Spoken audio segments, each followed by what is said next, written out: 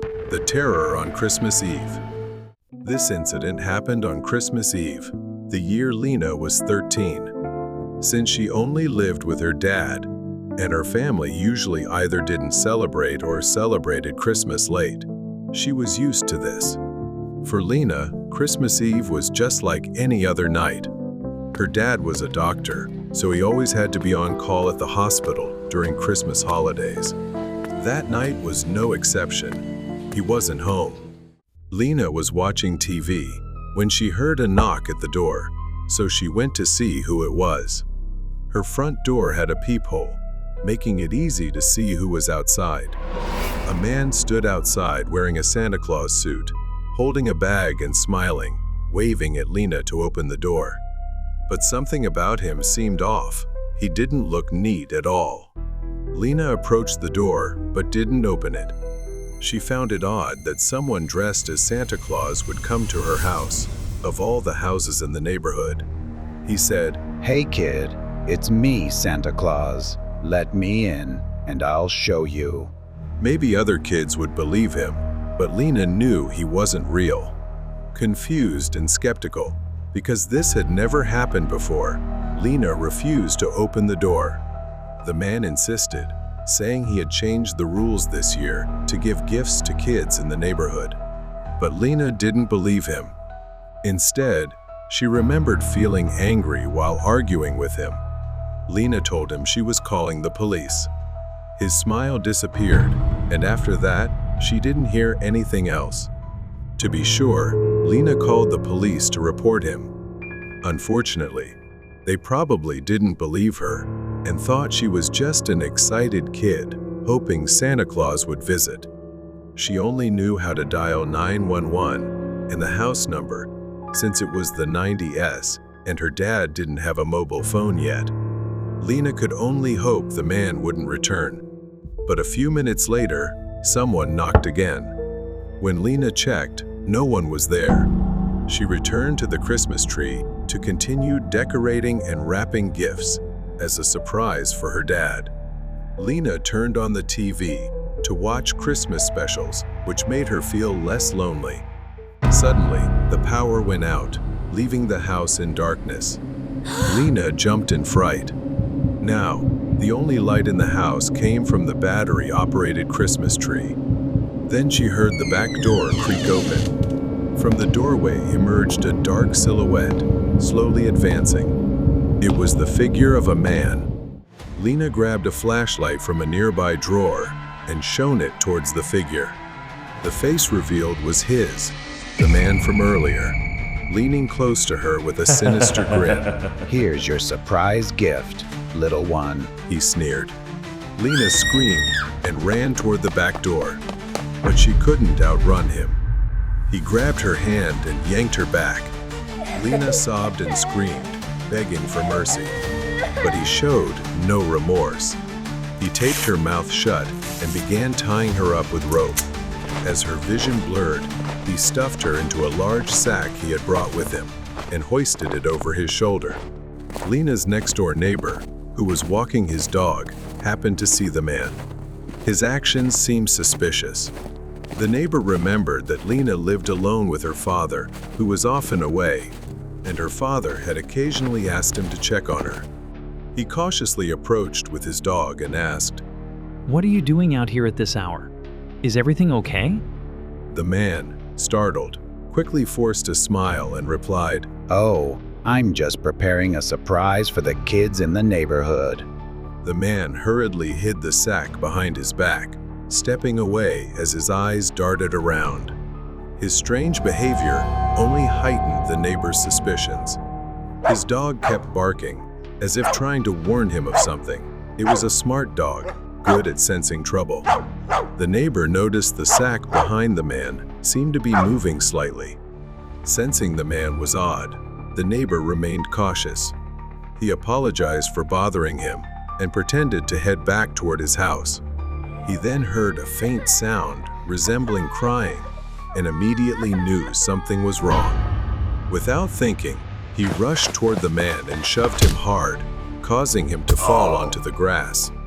The sack fell, and Lena tumbled out onto the grass, her eyes wide with terror. The man tried to flee, but the neighbor quickly pinned him to the ground and held him there until the police arrived. The man remained on the ground, handcuffed and arrested. Lena was safely escorted back home by her neighbor. Her father returned home immediately after hearing the news. That night, Lena learned the true meaning of fear. She hugged her father tightly, knowing she was lucky to have survived a terrifying Christmas Eve. The murderer on Christmas night. Christmas is usually a time of peace and joy, but sometimes it's when the strangest and most terrifying things can happen. The story is about when I was a child. At that time, to be honest, Christmas wasn't my favorite holiday. Sure, the gifts, food, and Santa Claus were great, but somehow, all of that always felt empty to me. While everyone was gathered talking, I went to the dining room to play alone, and that's when everything started. At that time, I thought maybe I had watched too many horror movies, but I swear I saw someone through the window. A shadow passed by the window, just for a second. It was a person, but their face wasn't normal. The man wore a grotesque, demon-like mask. I froze in place. I moved closer to the window to see better, but there was nothing there. I thought maybe it was just my imagination. Then, suddenly, the man lunged forward with the mask, his mouth twisted into a wide, grotesque grin. He gently tapped on the window and pointed at the front door. After that, he moved away from the window and walked toward the front door. A few seconds later, someone began knocking on the door. I ran to warn my dad, but he brushed it off, thinking it was just Uncle Henry bringing in beer. He even joked that I was probably imagining everything because I was bored. My dad hesitated as he stepped toward the door, reluctantly opening it. It was Uncle Henry, which confused me even more. I didn't know what was going on. Despite Uncle Henry's comforting presence, the strange feeling I had didn't go away. I didn't know what to say anymore. I was scared, but my dad seemed to think it was just a prank. My body trembled as I went back upstairs, locked the door, and shoved a chair under the doorknob, trapping myself in my room, trying to escape the growing fear inside me. As night fell, and the family gathered outside to watch the fireworks, I stayed inside, staring out of my bedroom window at the bright lights. Suddenly, someone began knocking on my room door. I was about to open it when I realized something was wrong. I looked back out the window. My mom, dad, grandparents, and uncle were all downstairs. So, who was knocking on the door? I stepped toward the door, my hand trembling as I touched the doorknob. I paused for a second, then looked through the peephole. It wasn't my parents. It was him, the man wearing the demon mask. His voice was deep, but I could still hear it clearly. There was no mistaking it. He insisted that I let him in, promising me horrors if I refused. He even taunted me, threatening to kill me like he had with other children. Terrified, the first refused to open the door, only to hear the door starting to splinter as the masked man tried to break in. I screamed for help, but they outside didn't know the danger lurking inside. In a desperate attempt to cry for help, at the same time, my parents struggled to open the locked back door, which had been mysteriously sealed from the inside. They were panicked, unable to get into the house. As the masked man continued pounding on the door, I watched in horror as the wood began to crack. He was close to getting in, and I could feel my life slipping away. The door shattered, and the man, his face still hidden behind the grotesque demon mask, stepped into the room. He grabbed my neck with terrifying strength. My body writhed, trying to escape his grip. My vision blurred, and for a moment, I thought this was it. But then, a loud crash sounded from outside the window. He looked up for a moment, distracted. My dad realized the severity of the situation. climbed the ladder to the window, and threw a rock through it. The glass shattered. Without hesitation, my dad climbed through the broken window and rushed into the room just in time to pull him away. He didn't stop there, though. He took a knife and lunged toward my dad. My dad tried to dodge the strike, but the blade grazed his shoulder painfully. Still, he pushed forward. As my dad desperately fought to subdue him, I grabbed a metal lamp from the bedside table and struck him on the head.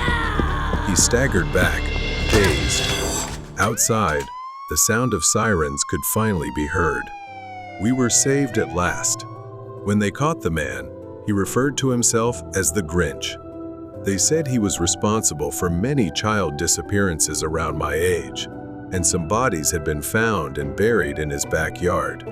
Since that day, many months later, I still see a therapist because of that man. Every time I sleep, I dream about what would have happened if I hadn't locked my door. I survived, yes, but the nightmares will never leave me. The stalker in the forest. The sun barely peeked through the dense pine trees as I drove north, my truck loaded with skiing gear and camping supplies. This time, my friend Leo and I had planned a skiing trip in a remote area, miles away from any ski resort. After a few hours of driving, I parked my truck at the base of an area that looked decent with several hills. But I stopped there because I really couldn't drive any further due to the trees. Leo and I unloaded our gear, struggling to walk a quarter mile to a clearing where we set up camp.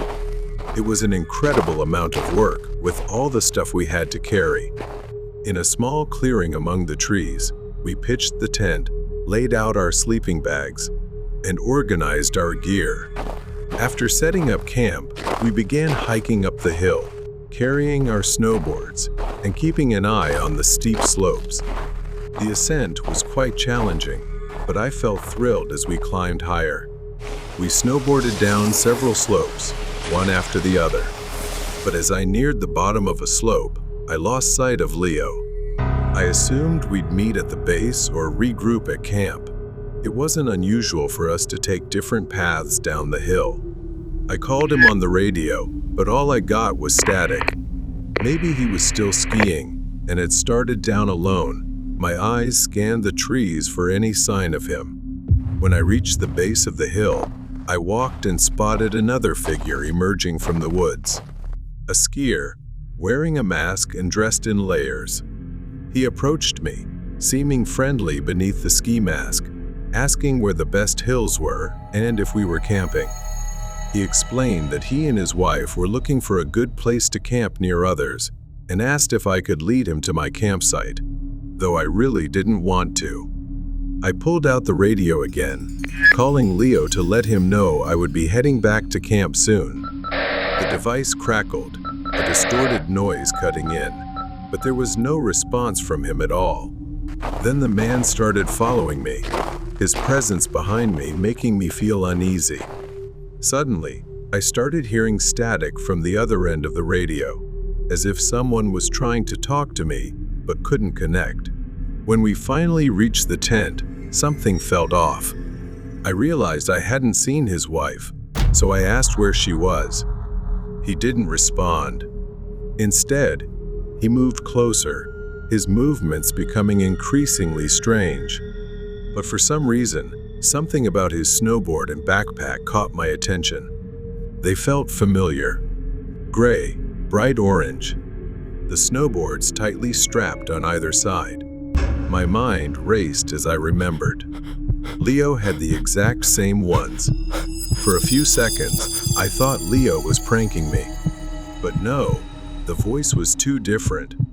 He stepped within inches of me, revealing his real face and grinning maliciously. This was not Leo. Panic surged as I backed away, stumbling into the tent. I rifled through the backpack, my fingers fumbling for the flare gun. Just as I grasped it, the man grabbed my foot sticking out of the tent. Then I suddenly felt a sharp pain in my leg. A severe tingling sensation in my leg felt like a strong electric shock, burning. and I screamed in pain. I glanced down and saw a knife embedded deep in my thigh. A scream tore from me as I grabbed the flare gun. He stepped back, but I didn't lower the weapon. I aimed directly at him. Blood oozed from my wound, staining the snow beneath me. I demanded to know where my friend was. The man's voice was calm, almost mocking, as he told me Leo was lying near the foot of the slope where we had been skiing. His words sent chills down my spine. He turned and sauntered away, disappearing into the darkness of the woods before I could fire a shot. My vision blurred from the pain, but I pressed down on my leg, trying to staunch the bleeding while I grabbed my phone and called 911. Just as I began to lose hope, a distant noise reached my ears. A rescue helicopter illuminated the snow-covered hills. With the little strength I had left, I fired the flare gun, the red light bursting into the sky. I mustered all my strength to tell them about Leo. He was found lying motionless on the hillside, his face pale. Blood stained his pants and the snow beneath him. A few days later, we were both recovering in the hospital, our wounds stitched up, but the memories remained vivid. We learned that our attacker was wanted for multiple assaults in remote areas, always hunting those who wandered too far from safety. Strange clown in the parking lot. It was a chilly October evening in 2016, just a few weeks before Halloween. My friends, Jake and Sarah, and I decided to catch a late-night movie at the local theater. After the movie, which ended around midnight, we lingered in the parking lot, chatting and enjoying the crisp autumn air. The parking lot was mostly empty, illuminated by a few dim streetlights, creating long shadows that danced eerily around us. As we laughed about the horror movie we had just seen, Jake suddenly fell silent, staring behind us. We turned to see a clown standing by an old, beat-up car at the edge of the parking lot. He was dressed in a dirty, oversized clown suit with a red wig and smeared white face paint. Unlike the clowns at birthday parties, this one had a sinister air about him, his smile too wide and his eyes too dark. At first, we thought it was a prank. After all, clown sightings had become a bizarre trend that year. But as he started walking towards us, the playful notion quickly vanished. His movements were slow and deliberate, and in his gloved hand, he held a balloon that bobbed menacingly with each step.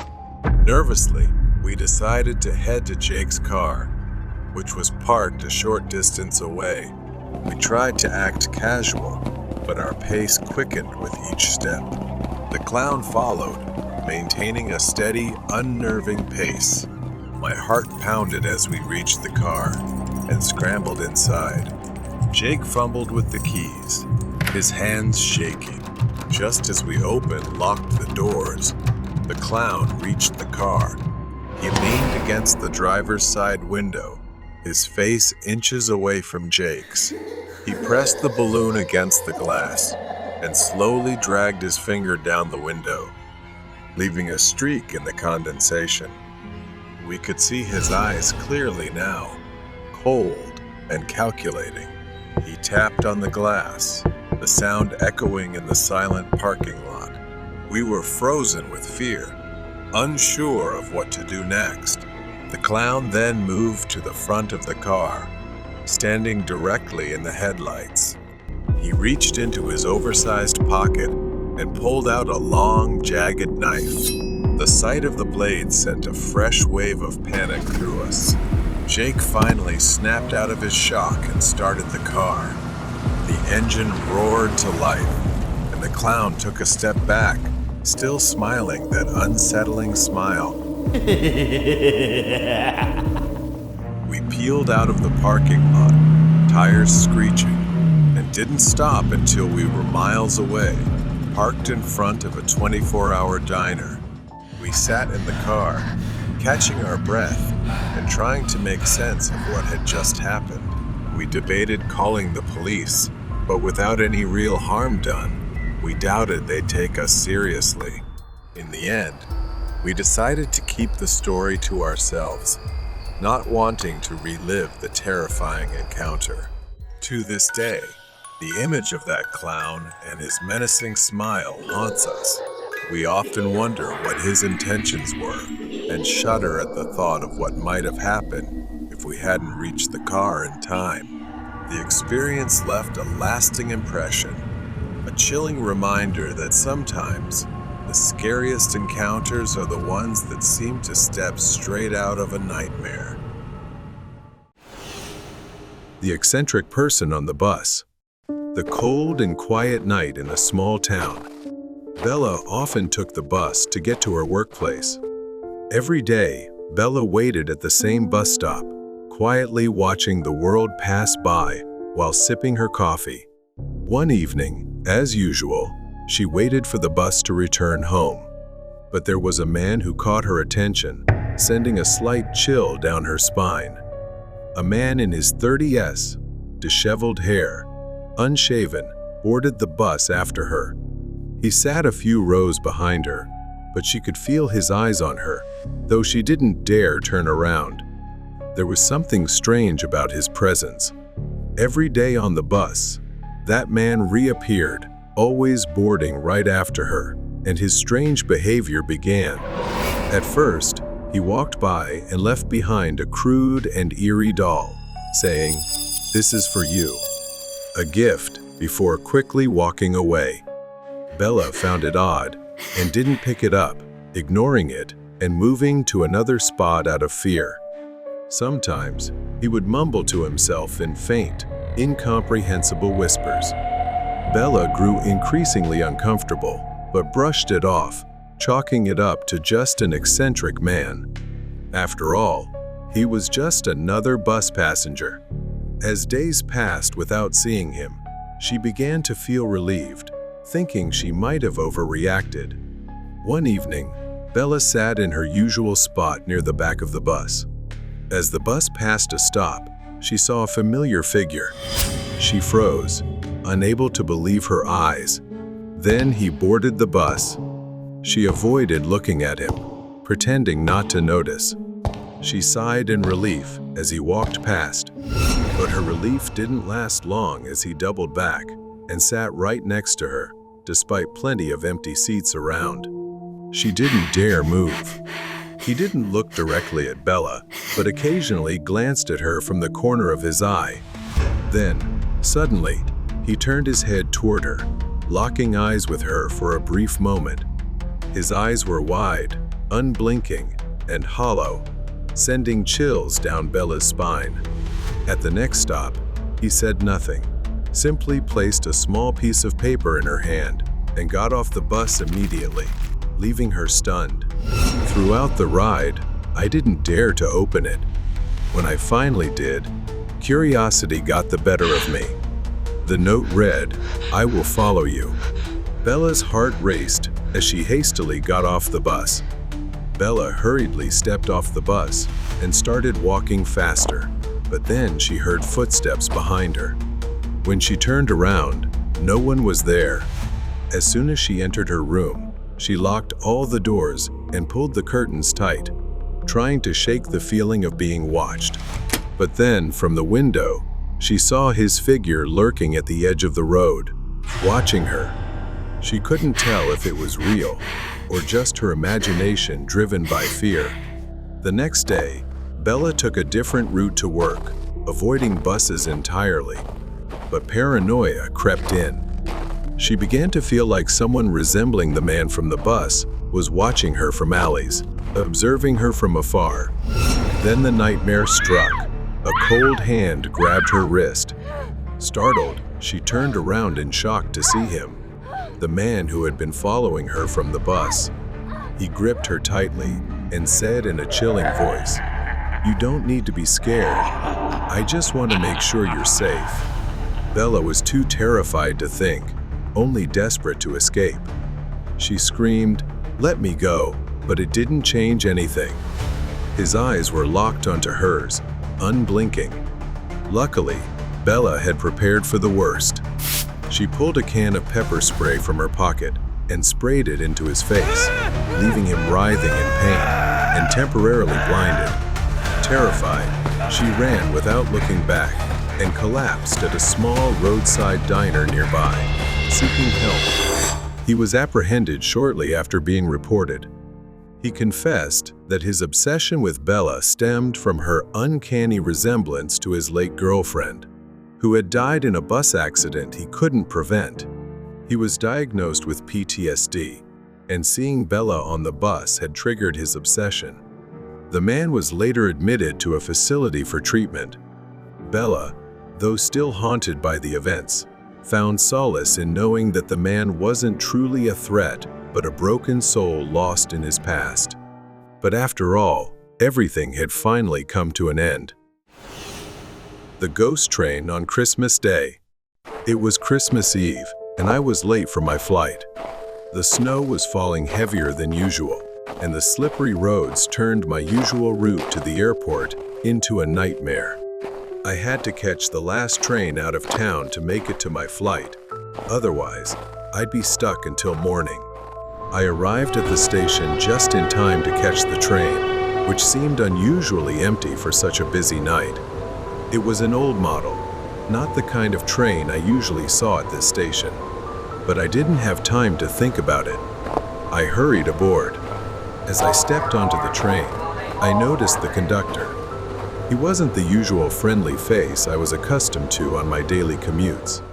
This man was older, gaunt, with tired eyes that made me uneasy. His uniform was dark and worn, as though it hadn't been cleaned in years.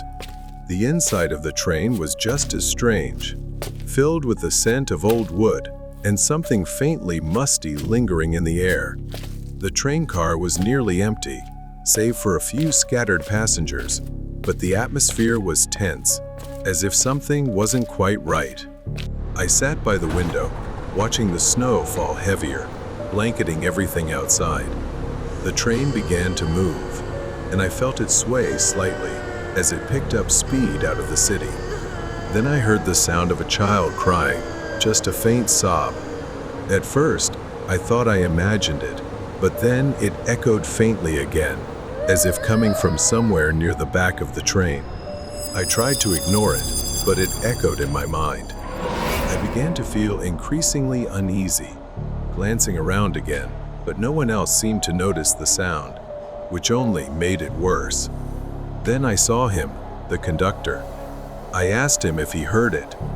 He said, "Not all passengers on this train want to be here, but they cannot leave." To my bewilderment, he walked away immediately. I steadied myself and turned to ask him about what he had just said. But strangely, he was no longer there. I stood up and walked toward the back of the train. My footsteps echoed in the silence. When I reached the next car, I froze in place. In the dim light, I could see a shadow. It was a child. He clutched a small, tattered doll in his hands, wearing what looked like outdated, shabby clothes. He didn't move, his head bowed. I asked, "Are you lost?" But there was no response. Suddenly, the lights flickered, and the train lurched forward, shaking violently. Without thinking, I reached out to steady the boy. The lights stabilized, but the train car was empty, completely deserted. I moved back into the aisle, trying to understand what was happening. The other passengers remained still, staring straight ahead, oblivious to the madness unfolding around them. Suddenly, I felt a cold hand grasp my arm, sending a shiver through me. The train shook violently again, and the temperature plummeted. I could see my breath in the air. The train screeched to a sudden halt, and I stumbled, trying to steady myself. The passengers were gone. The train was empty, except for the boy, standing with his back to me. He didn't move, just stood there with his head slightly tilted, as if waiting for me to do something. The doll in the boy's hand fell to the floor. I slowly approached him, bending instinctively to pick it up. When I looked up, my breath caught in my throat. The boy turned, and his eyes were voids of pitch-black emptiness, locking onto mine. His voice echoed coldly in the air. They left me. I panicked, never having seen anything like this before. Before I could react, the sound of crying turned into an ear-piercing scream, deafening and spine-chilling. I lost my balance and fell backward in fear, my vision spinning as the boy stood still, seemingly unaffected. The train doors suddenly slid open. With trembling hands, I crawled toward the exit, desperately trying to escape. I staggered out into the freezing, eerily silent night. But when I looked back, the train was gone, completely vanished, leaving only an empty, snow-covered platform as if it had never been there. I don't remember how I got home that night. Every Christmas Eve since, I still wonder whether the midnight train was real or just a nightmare. Years later, on another Christmas Eve, I found an old article, a newspaper archive about a train that disappeared in a snowstorm many years ago. The article spoke of a missing child whose parents had abandoned him on that very train. It was said that the Midnight Express appears every Christmas Eve, carrying lost souls who cannot move on. I closed my laptop, my hands trembling. I looked out the window. The snow continued to fall outside, and a chill ran down my spine. Run away from strangers. The grocery store sat in the middle of a vast, empty parking lot, bathed in dim streetlight. It was 2 a.m. The store was closed, and an eerie quiet surrounded the building. I was the night shift manager here. Usually things were calm, and nothing happened, just me stocking shelves during the quiet hours while the rest of the world slept. I had been working non-stop since my shift began at 10 p.m., trying to get everything done. My focus was broken by a soft knocking sound. It was coming from the front of the store. I left my cart behind and walked toward the sound. Through the large glass windows, I saw him, a man. I approached the glass door. I asked him what he wanted. He demanded I open the door. His face was expressionless, devoid of a smile, just cold eyes staring at me. I told him the store was closed and he couldn't stay here. As I turned to leave, a loud bang made me whip around. The man's fists pounded the glass, over and over, each hit louder and angrier than the last. This guy wasn't just some harmless drifter. I pulled out my phone, threatening to call the police. Only then did he step back, his eyes still locked on me, full of rage. He slowly walked into the darkness of the parking lot. The tension in me eased slightly. He was gone. I put my phone away and tried to refocus on my work. 15 minutes passed. The knocking, the pounding, the man, all faded from my mind as I got lost in stocking the shelves. But then I heard metal breaking, like something being torn apart. I abandoned my cart and ran toward the front, fear swelling in my chest. My heart sank as I saw the glass door slightly ajar. The latch, the only thing keeping the door secure, was gone. Fear engulfed me as I realized what this meant. I needed to get to the office and call the police immediately. I turned to run toward the office, but I froze in place. Standing not far from me, blocking my path, was that man. His expression hadn't changed. It was still the same cold, deadly, furious stare. I didn't think. I just ran. I dashed through the door, with the man right behind me. Suddenly, an old, battered van screeched into view, speeding toward the front of the store. It swerved recklessly, nearly hitting me as it came to a stop, my heart pounding in my chest. I moved forward, running past the van, but then everything turned upside down. A sudden, sharp pain erupted in the back of my head. My body stumbled forward as I collapsed onto the ground. I didn't even have time to process what had happened. before everything began to blur. I felt hands grabbing me, roughly lifting me off the cold asphalt. My vision faded, darkness closing in, and the last thing I remembered was the roar of the truck's engine and the sensation of being dragged inside.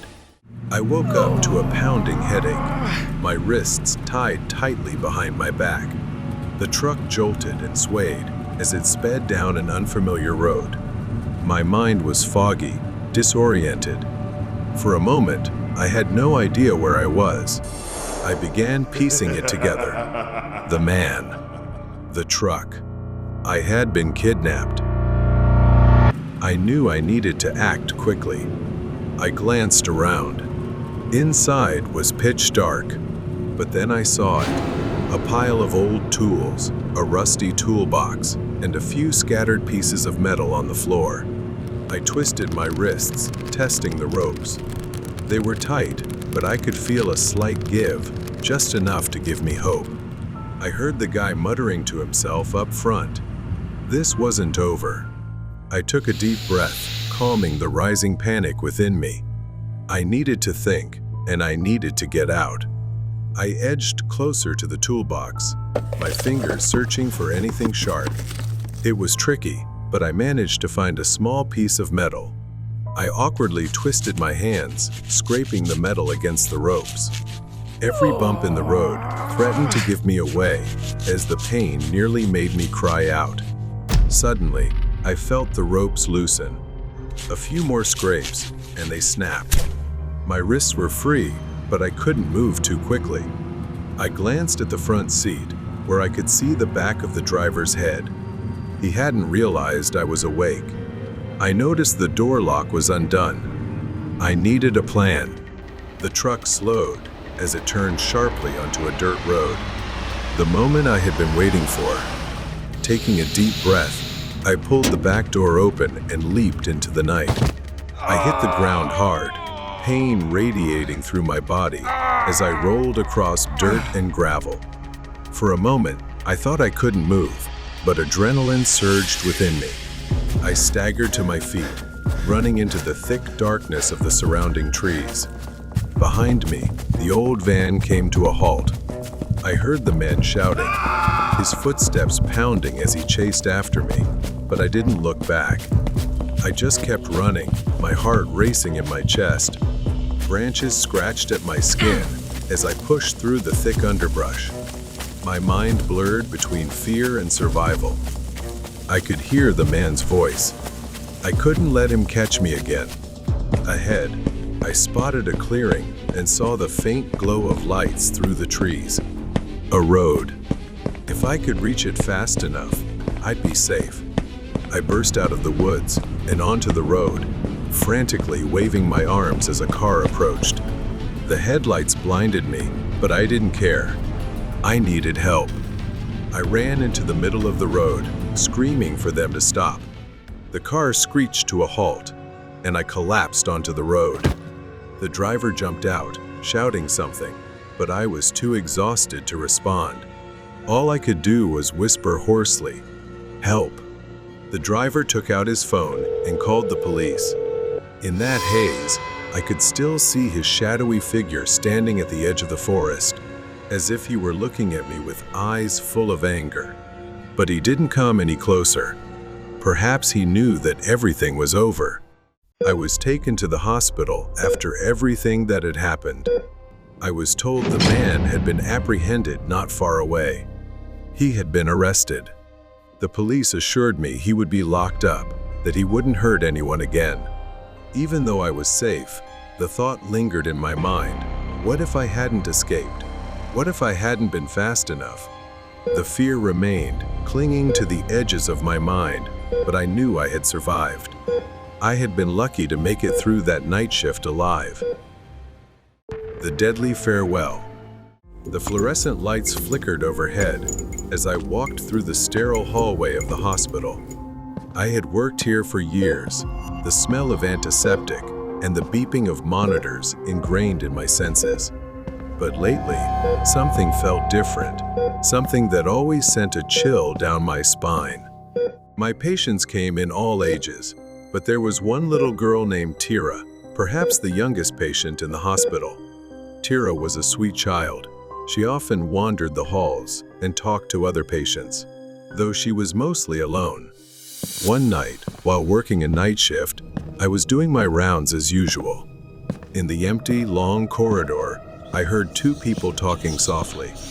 It was late, and all patients were supposed to be asleep. I followed the sound, which was coming from room 203. As I carefully opened the door to check, I saw her. Tira was standing near the patient's bed, smiling at me mysteriously and greeting me. But my sudden appearance didn't startle her at all. I reminded her that it was past bedtime and asked what she was doing there.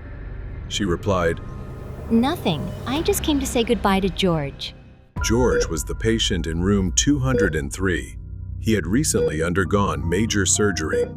Though Tira seemed calm to me, I noticed George's face. He looked terrified and extremely pale. When I turned to remind her and take Tira back to her room, she had vanished as quickly as if she'd never been there. The next day, I went home around 4 a.m. after my night shift ended. It was my day off, so I slept the entire day. When I returned to work and walked past room 203, I thought about checking on George. But when I opened the door, I found a different patient, and I was informed that George had passed away the previous day. I stood frozen in the hallway, suddenly remembering when I asked Tira what she was doing in George's room. She said she came to say goodbye. But why goodbye? Shouldn't it have been good night? Something was very strange. Every time I encountered little Tira, I would find her wandering the empty hallways at night, talking to someone or entering a room.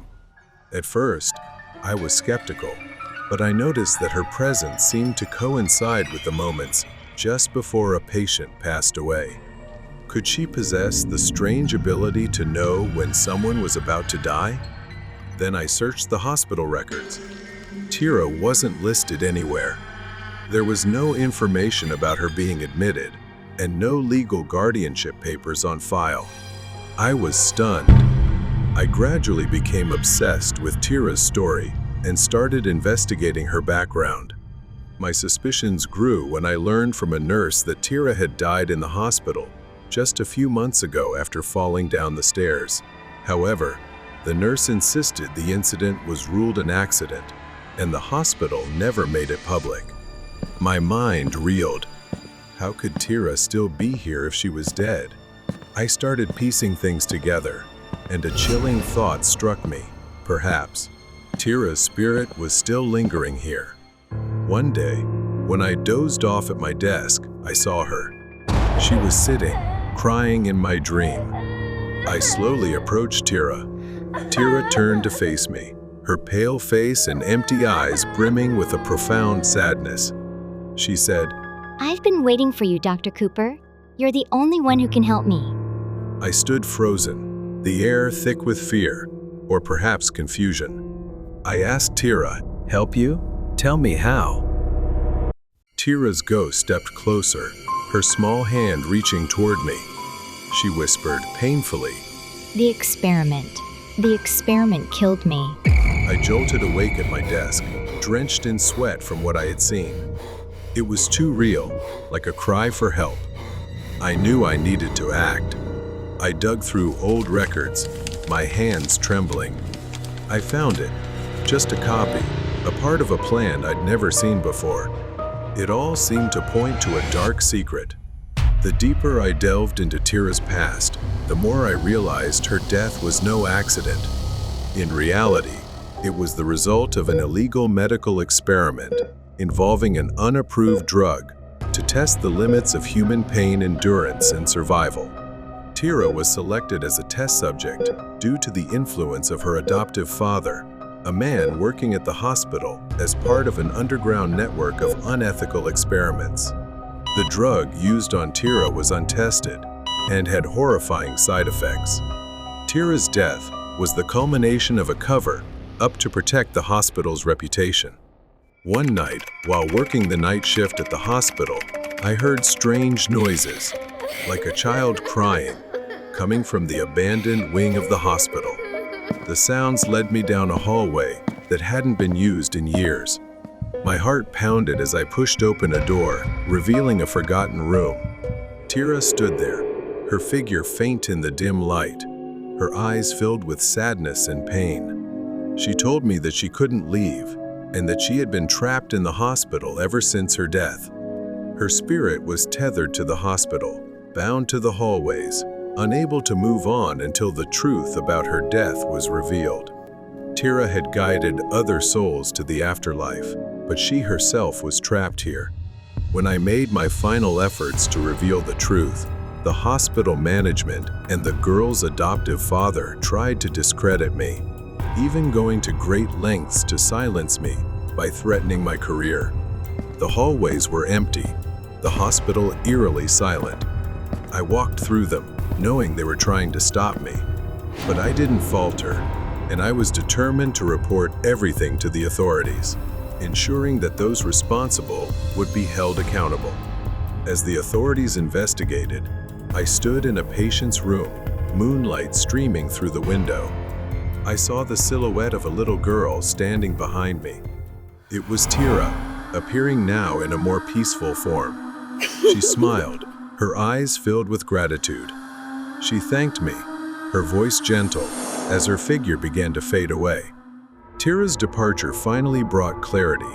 The hospital faced public outrage, and the administration was forced to shut down. Her adoptive father was arrested for his involvement in the illegal experiments, and justice was served.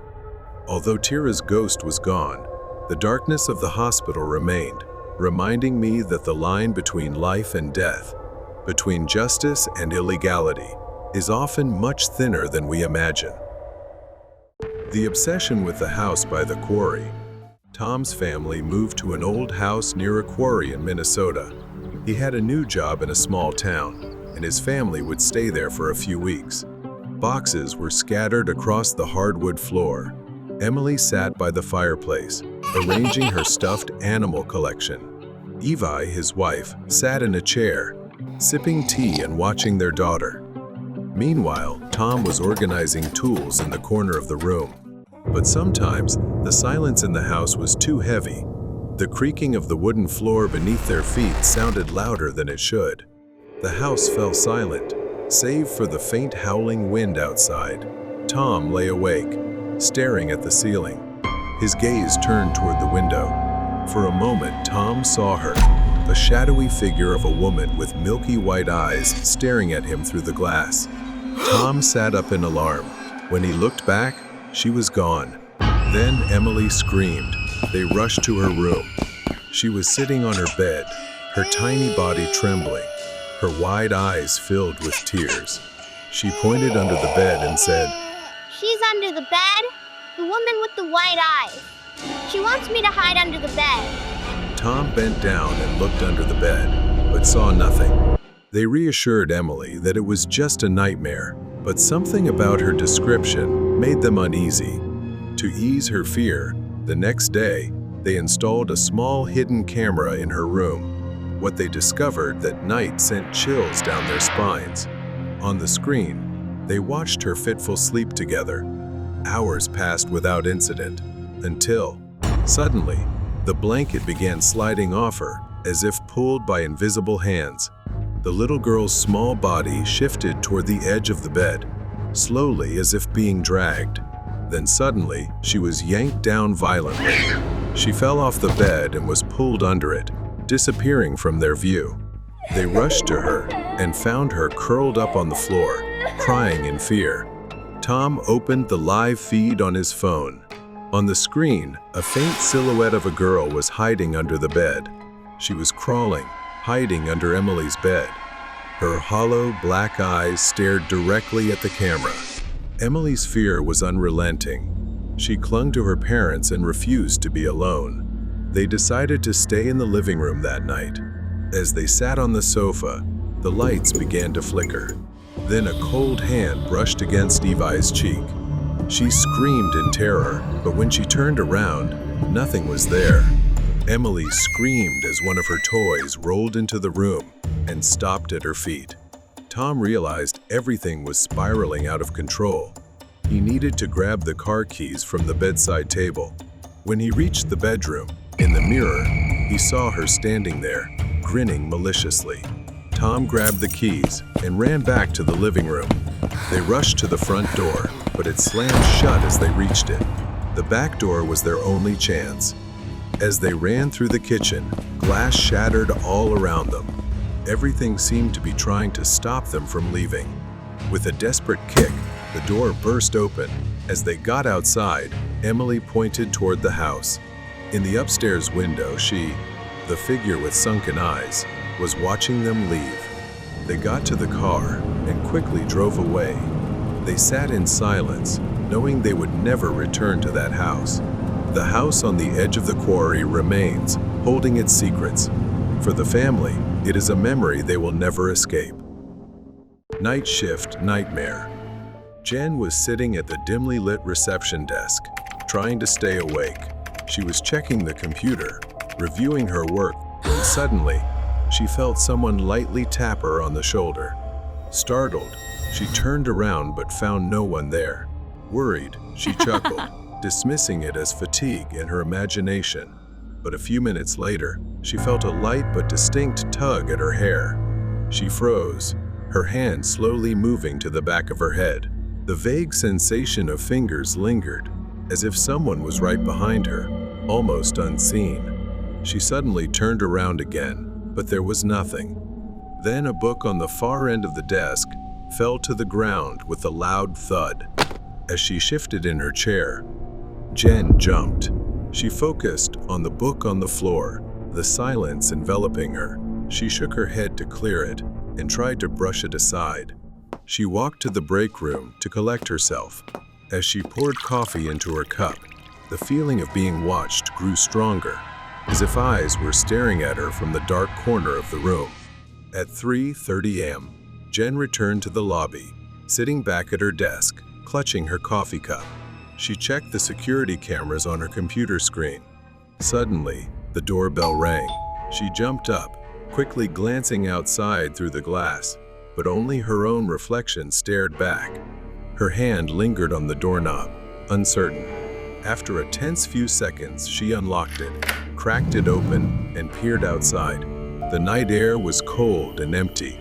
Jen closed the door and returned to her desk.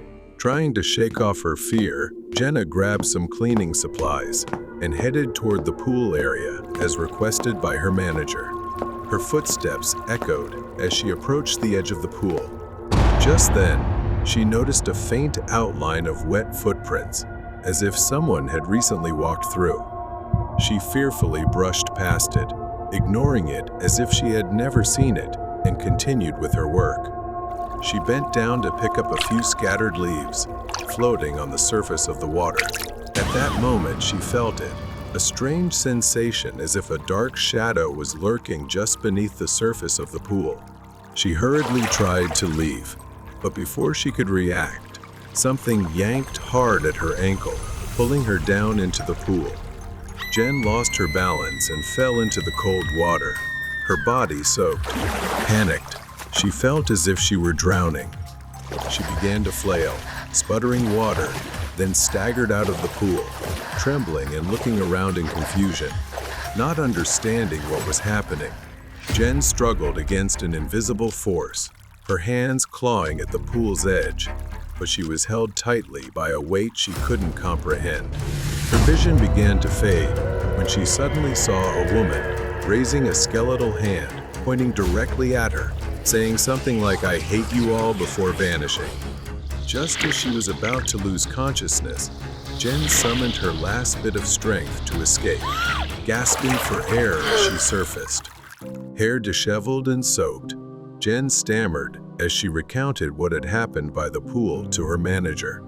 She tried to explain how real that feeling had been, but her manager merely checked the cameras and remained skeptical. He insisted that perhaps she just slipped. To her, it was different. She knew it was more than just a slip. Back at the reception desk, Jenna sat there exhausted. She felt foolish and paranoid, wondering if her fear was just in her head. fueled by her coworkers' ghost stories. Her gaze scanned the security cameras, but she hesitated, afraid of what she might see. She quickly packed her things, not wanting to spend another minute in the building. Her shift was about to end.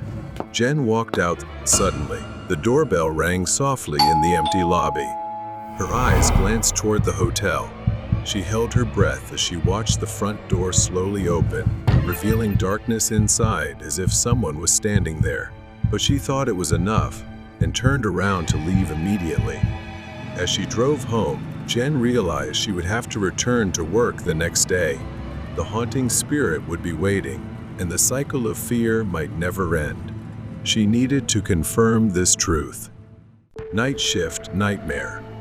The next day, Jen stood behind the dimly lit reception desk, her hands slightly trembling as she stared at the empty lobby. The memory of the ghostly encounter lingered in her mind, but she pushed it aside, reminding herself that she needed this job.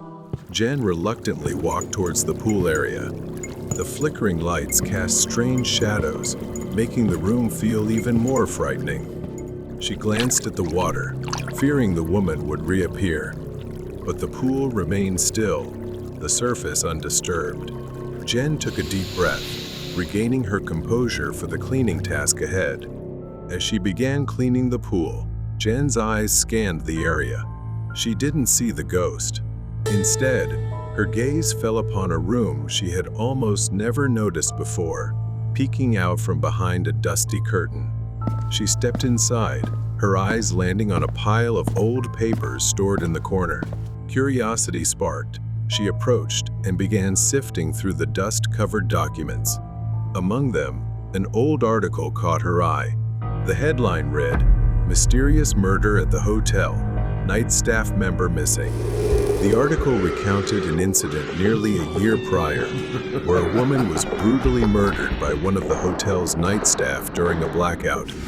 The next morning, the disfigured body of the woman was found with a flower pinned to her dress, but there was no sign of the staff member responsible for the crime. Jenna's mind raced as she processed this information, piecing together the fragments of a tragic story. Determined to shake off her fear, Jen continued her work. But as she bent down to pick up leaves, she felt someone behind her. She hesitated, fear enveloping her. Standing upright, she glanced around the empty pool area, but saw nothing. Jen continued to finish her cleaning, but once again, she caught sight of a dark shadow on the water. She turned around, but it was too late. The ghost was right behind her. An eerie smile stretched across her distorted face. Jen staggered back, the ghost's laughter echoing in her ears as she was drawn into the pool. The world around her felt like an endless abyss. Jen panicked as she emerged from the water, gasping for air. It stood at the edge of the pool, looking at her with a delighted and smug expression. Soaked and gasping, Jen burst through the door. She headed toward the reception desk, ready to leave the nightmare behind. But as she reached for her bag, she hesitated. She recalled the wronged woman she had seen in the article had also gone missing right there. Could it be her? What if that woman needed her help? The thought lingered, gnawing at her conscience. After much inner turmoil, she decided to return. Upon reaching the pool again, Jen looked around and saw the woman standing at the edge. But then she shouted, "I will help you find him." Jen could see the woman's expression change. She slowly reached out, brushing her icy fingers across Jen's forehead. Images flooded Jen's mind. Flashes of the night of the murder, the struggle, the fear in the woman's eyes. And finally, the face of the night staff, a dim shadow emerging. She returned to the reception desk. Using the hotel's security system, Jen searched for anything unusual, scanning the old footage from that fateful night, but most of it had been nearly erased. However, he missed one scene, him entering through the back door, with small dirt clumps still scattered on the ground. It led to the large abandoned area behind the building. The next day, Jen began searching for hidden evidence. Following the woman's memories, she rummaged through the abandoned land behind the hotel. Jen continued to dig. She discovered broken branches and leftover, but nothing resembling the evidence she sought. She felt like giving up. On the second night, Jen dreamed of the ghost, her distorted face contorted in pain. She was determined to return. After nearly 2 exhausting days, just as despair threatened to consume her, Jen's shovel struck something. She dug deeper, discovering an old box. When she opened it, she found the murder weapon, a knife, and a USB that he had hidden away, intending to destroy it. He seemed to have toyed with the law, disregarding it. Jen hurried to the police station. She presented the evidence she had found. With the evidence in hand, he was identified. After so long, he was finally apprehended. Jen felt the weight lifted off her shoulders. The ghost of the woman appeared behind her, a faint smile on her distorted face. Jen returned, knowing that the woman's soul could finally find peace. She glanced back at the building, but this time she felt it had truly closed. Dark intentions at Dunkin' Donut. The fluorescent lights flicker above me as I sit on the edge of a narrow bed. The cold walls, the air thick with dust and time. It's been 2 years, but I remember it all as if it happened yesterday. The Dunkin' Donuts shop, the rain, and Jerry. That's where it all began. I worked the night shift at the Dunkin' Donuts in a quiet suburban town. It was a small place, nestled between an old laundromat and a thrift store. I saved what I could, putting money aside each night. It wasn't glamorous, but it was a job, and it kept me going. My sister usually stopped by, but tonight she wasn't there to see me.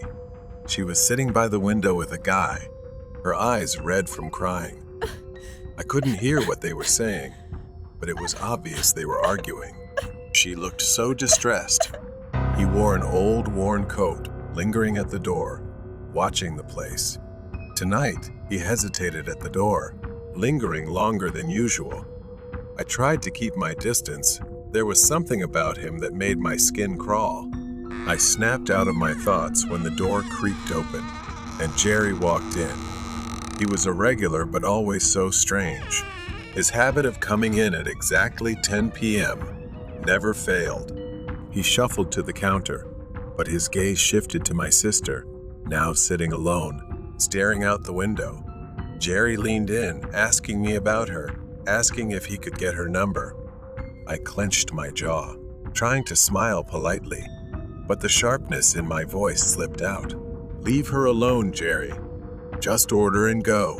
He chuckled and said, all right, I'll have the usual." He ordered a chocolate donut and hot chocolate, which he always ordered, and went to his usual seat in the corner. I watched him eat, tearing tiny pieces off his donut, his eyes flicking toward me now and then, making me uneasy. My shift ended. It was pouring as I walked home, the streets deserted, but after a few blocks, I started hearing another set of footsteps, echoing mine, stopping when I stopped. I turned around, but no one was there, just the empty sidewalk stretching under the streetlights. I kept walking, faster, but the feeling of being watched stayed with me. I finally made it back to my apartment. I went into my bedroom, letting the silence envelop me. But then I saw him, Jerry, standing across the street, holding a radio. He just stood there, staring at me, the radio pressed to his ear. He pressed his head to it, then suddenly smashed it against his head with a blank, puzzled expression. Blood gushed from his head. I scrambled around the room for my phone to get help, but when I looked back, he was gone. I sat on my bed, staring out the window into the rainy night. Jerry's face kept flashing in my mind. I couldn't take it anymore. I was sick of seeing him every night. And then, a dark thought crept into my mind, and I felt an odd satisfaction as I imagined it unfolding. I needed to teach him a lesson, to make him understand he wasn't welcome. The next night, I returned to the shop, stopping at the back to grab some supplies. I picked up a box of donuts, carefully selecting a chocolate one, just like Jerry's usual order. I pulled a small vial from my pocket, a stimulant strong enough to paralyze him for a while. I injected it into the donut, the liquid vanishing into the soft pastry. I carefully placed the donut back in the box, my heart racing as I imagined Jerry's face when he realized what was happening. I returned home and watched the rain fall outside the window. The donut sat on the dresser, a reminder of the plan forming in my head. As I sat there, an odd sense of peace washed over me. I didn't know where this road would lead, but I knew one thing: I wouldn't have to see Jerry's face staring at me anymore. Wouldn't have to endure his unsettling presence lurking on the edges of my life. The next night, I returned to the counter, watching the quiet stream of customers come and go, my mind racing with the plan I had laid out. The donut box sat in the drawer, hidden away, with one specific donut prepared for Jerry. I spent the whole day thinking about it, rehearsing the moment in my mind, imagining his face when he realized what I had done. I checked the clock. Almost 10 p.m. The door opened, and Jerry walked in, moving with his usual unsettling calm. I noticed a new scar on his forehead, a reminder of his strange behavior the night before. He glanced at the menu, but his focus was entirely on me. Then he reached into his pocket and pulled out a wad of cash, throwing it directly at my face.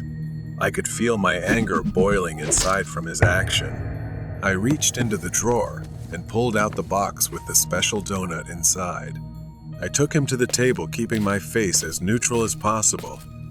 He accepted it with a smirk. Then I went back to waiting for what I wanted.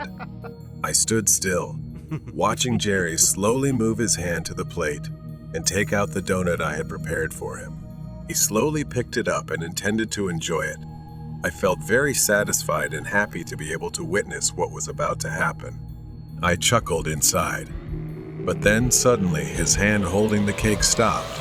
He put it on the plate and looked away. My heart sank with disappointment. Then I saw the door open again. That's my sister. She was smiling, dressed a little more neatly than usual. When she approached the counter, then turned her eyes to Jerry, her face lit up. I stared in disbelief, piecing everything together as she looked over to his desk. Could it be that what I'm thinking right now is true? My sister said, her voice filled with excitement, "Adam, I want you to meet someone," and pointed to the table where Jerry was sitting. My sister went to his table. Then he started to act gallantly. I suddenly remembered that she also liked to eat chocolate cake. Then, with a distorted smile, he brought the cake to his mouth for my sister to eat. I felt like I was collapsing, and instead a surge of panic hit me. I ran to the table and stumbled, screaming in vain, "Stop!" I screamed, my voice cracking with desperation. Panic flooded the room as I knelt beside her, screaming, shaking her, hoping she'd wake up. Jerry knelt down too, his face showing real horror as he tried to help.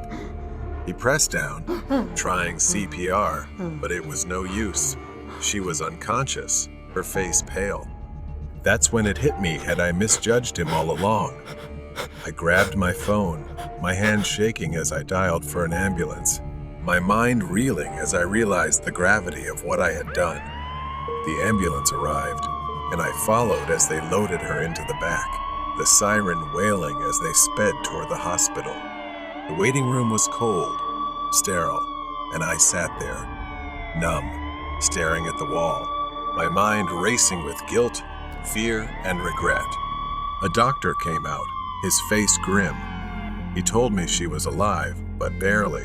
The drug I put in the donut was enough to paralyze her temporarily, but very dangerous. She might not walk again. If there had been more, she wouldn't have survived. Relief washed over me for only a brief moment before I saw the police step into the waiting room, their eyes fixed on me. They approached, and I could feel the weight of what was about to happen. The room was harshly lit, cold, and unwelcoming. They asked me questions again and again, trying to piece together what had happened. I told them the truth, every detail, from Jerry's strange behavior to the plan I had laid out, unaware of the devastating consequences. The officer listened and told me I was lucky my sister was still alive. But I should not be mistaken. This was premeditated, and I would face the consequences. With the camera evidence and the plots I had schemed, I was now convicted, the weight of my actions bearing down on me as I was led away. I sat on the edge of my bed, staring at the door through the cold prison bars. The world seemed distant, but the memories of that night never left me. I wondered about my sister, hoping she had healed, hoping she had moved on, and maybe, someday, she would forgive me. The Uber driver's nightmare trip. The Uber nightmare, it was just another night on the job. Not that I enjoyed these late shifts, but my rent was due in a week, and I'd already spent all my money on new tires and an oil change. I'd been driving every night. I really hated driving at night. The fog, the isolation, it always gave me chills. I had just dropped off a drunk couple from a bar when my phone buzzed, signaling the next ride. As I drove to pick up my next passenger, I noticed it was the exact spot where I had picked up the couple just half an hour earlier. I figured it was just a strange coincidence. I stopped at the pickup location but didn't see anyone. The fog had thickened, as if swallowing the entire street. I honked the horn and glanced around to see if anyone was coming, but there was no one. I quickly checked my phone to confirm the pickup spot on the app. Just as I was about to double-check the app, my back door suddenly opened, and my heart nearly jumped out of my chest. I let out a nervous laugh, even feeling a little embarrassed. It was a man. He didn't say a word as he got in and sat down, clutching a brown paper bag tightly. There was something unsettling about the way he held that bag. After a moment, he told me he knew the couple I had just dropped off. Then, he asked me to take him to the same location where I'd dropped them off earlier. I keyed in the address and started driving. A few miles down the road, my phone buzzed, and I nearly jumped. I got a notification from Uber that someone else wanted to be picked up along the way. It was odd, considering it was past 3 in the morning. I arrived at the new pickup location, and she was standing beneath a streetlight, making her easy to spot. She ran toward the passenger seat, and instinctively, I unlocked the door for her to sit up front. With the man in the back seat, I didn't want to take any chances. I turned away and focused on driving. I glanced at her again. There was something about the way she looked at the man in the back seat, as if they shared a connection, but weren't saying it out loud. We drove in silence. I checked the map. All 3 of them were headed to the same address where I'd dropped off the couple earlier. My mind started racing. What's going on? Why is she going there too? Then I curiously asked, "So, do you all know each other?" She smiled, turned to me, and nodded. "Yes," she said with absolute confidence. When we arrived at the address, I noticed all the lights were off. They began walking toward the house, and before leaving, the woman turned back and said, "Just wait here for a minute. We'll be right back." Both disappeared into the darkness. I stared ahead and sat there for a few minutes, wondering for a moment, should I just leave? Suddenly, there was a loud bang on my car window. She yelled, "Please, hurry, hurry. My friend needs help. We need your help to get her to the hospital."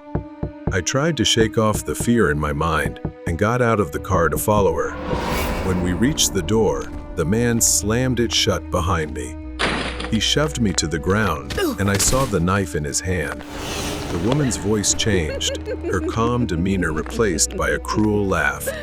She slowly turned to me and told me to run while laughing maniacally. I crawled as quickly as I could to the dining room, and I couldn't believe my eyes, the couple I had dropped off an hour ago. But they were no longer alive. The man was now behind me. He was so close. I ran as fast as I could. Luckily, he slipped, giving me just enough time to sprint up the stairs. I wedged myself into a closet, trying to suppress my sobs. I wasn't sure how long I could stay hidden. Then I suddenly realized there was a figure, a woman, standing in front of the closet.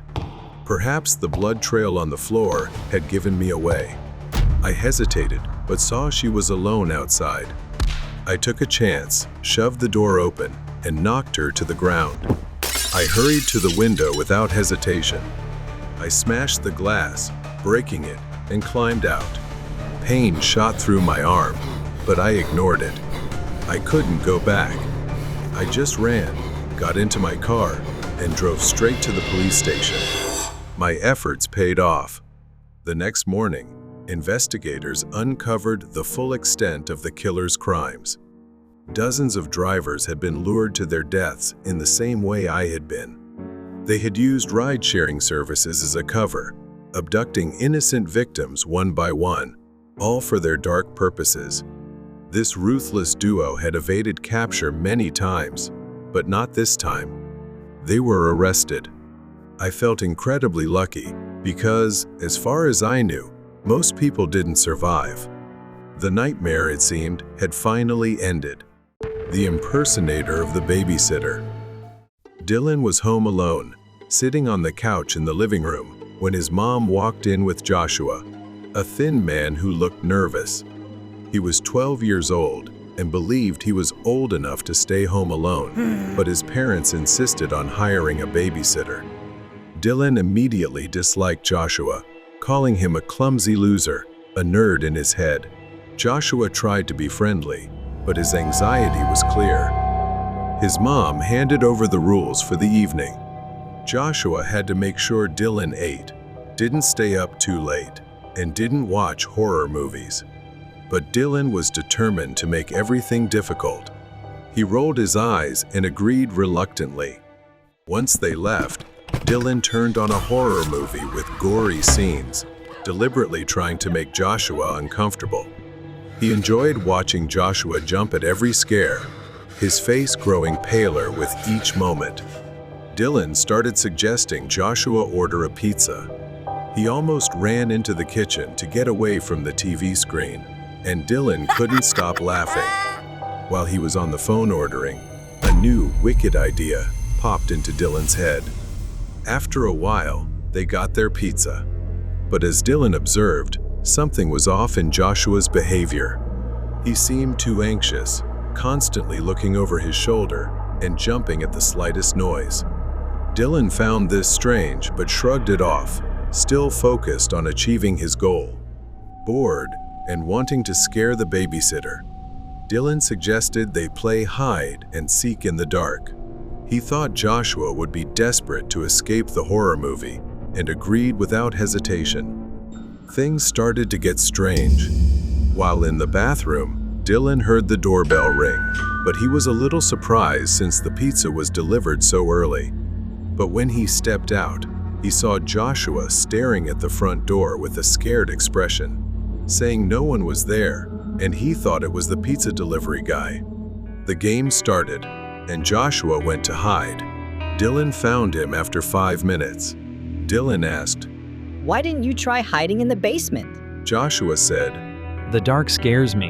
In Dylan's mind, the perfect plan continued to form. Joshua began pressing his face into the wall and counting, while Dylan hid, thoroughly enjoying his plan.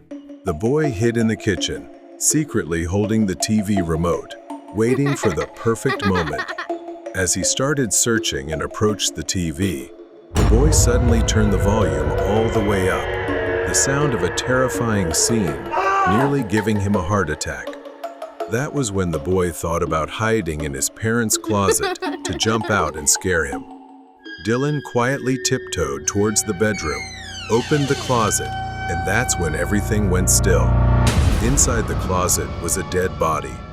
It was a man with his head wrapped in a plastic bag, seemingly suffocated. Dylan, in a panic, tried to understand the situation, and suddenly I noticed a wallet sticking out of the man's pocket. The boy reached for it. He found an ID card that read Joshua Miller. If his babysitter, Joshua Miller, was dead in the closet, then the boy had no idea who he was playing hide and seek with. There was a killer in his house. He quickly ran under the bed, trying to steady his breath so the man wouldn't hear him breathing. A pair of feet entered and stopped right in front of the open closet. Congratulations. It seems like you found your babysitter, He said. Dylan realized that the game he had set up just minutes ago had now turned into a survival mission, as his life depended on it. The man pretending to be Joshua revealed himself to be Kyle. He had planned to trap Joshua for killing the boy, and now he intended to kill Dylan as well. His face suddenly dipped under the bed, and he screamed. "It's your turn to be like Joshua."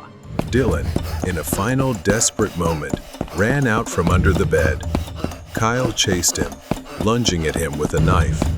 The blade ripped his shirt, but luckily it missed.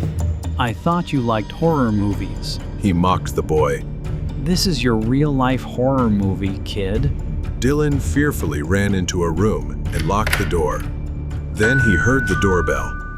Through the window, he saw it was the pizza delivery person. Dylan shouted for help. Call 911 right now. But before the pizza guy could assess the situation, Joshua ran downstairs, opened the door, and charged at him with a knife.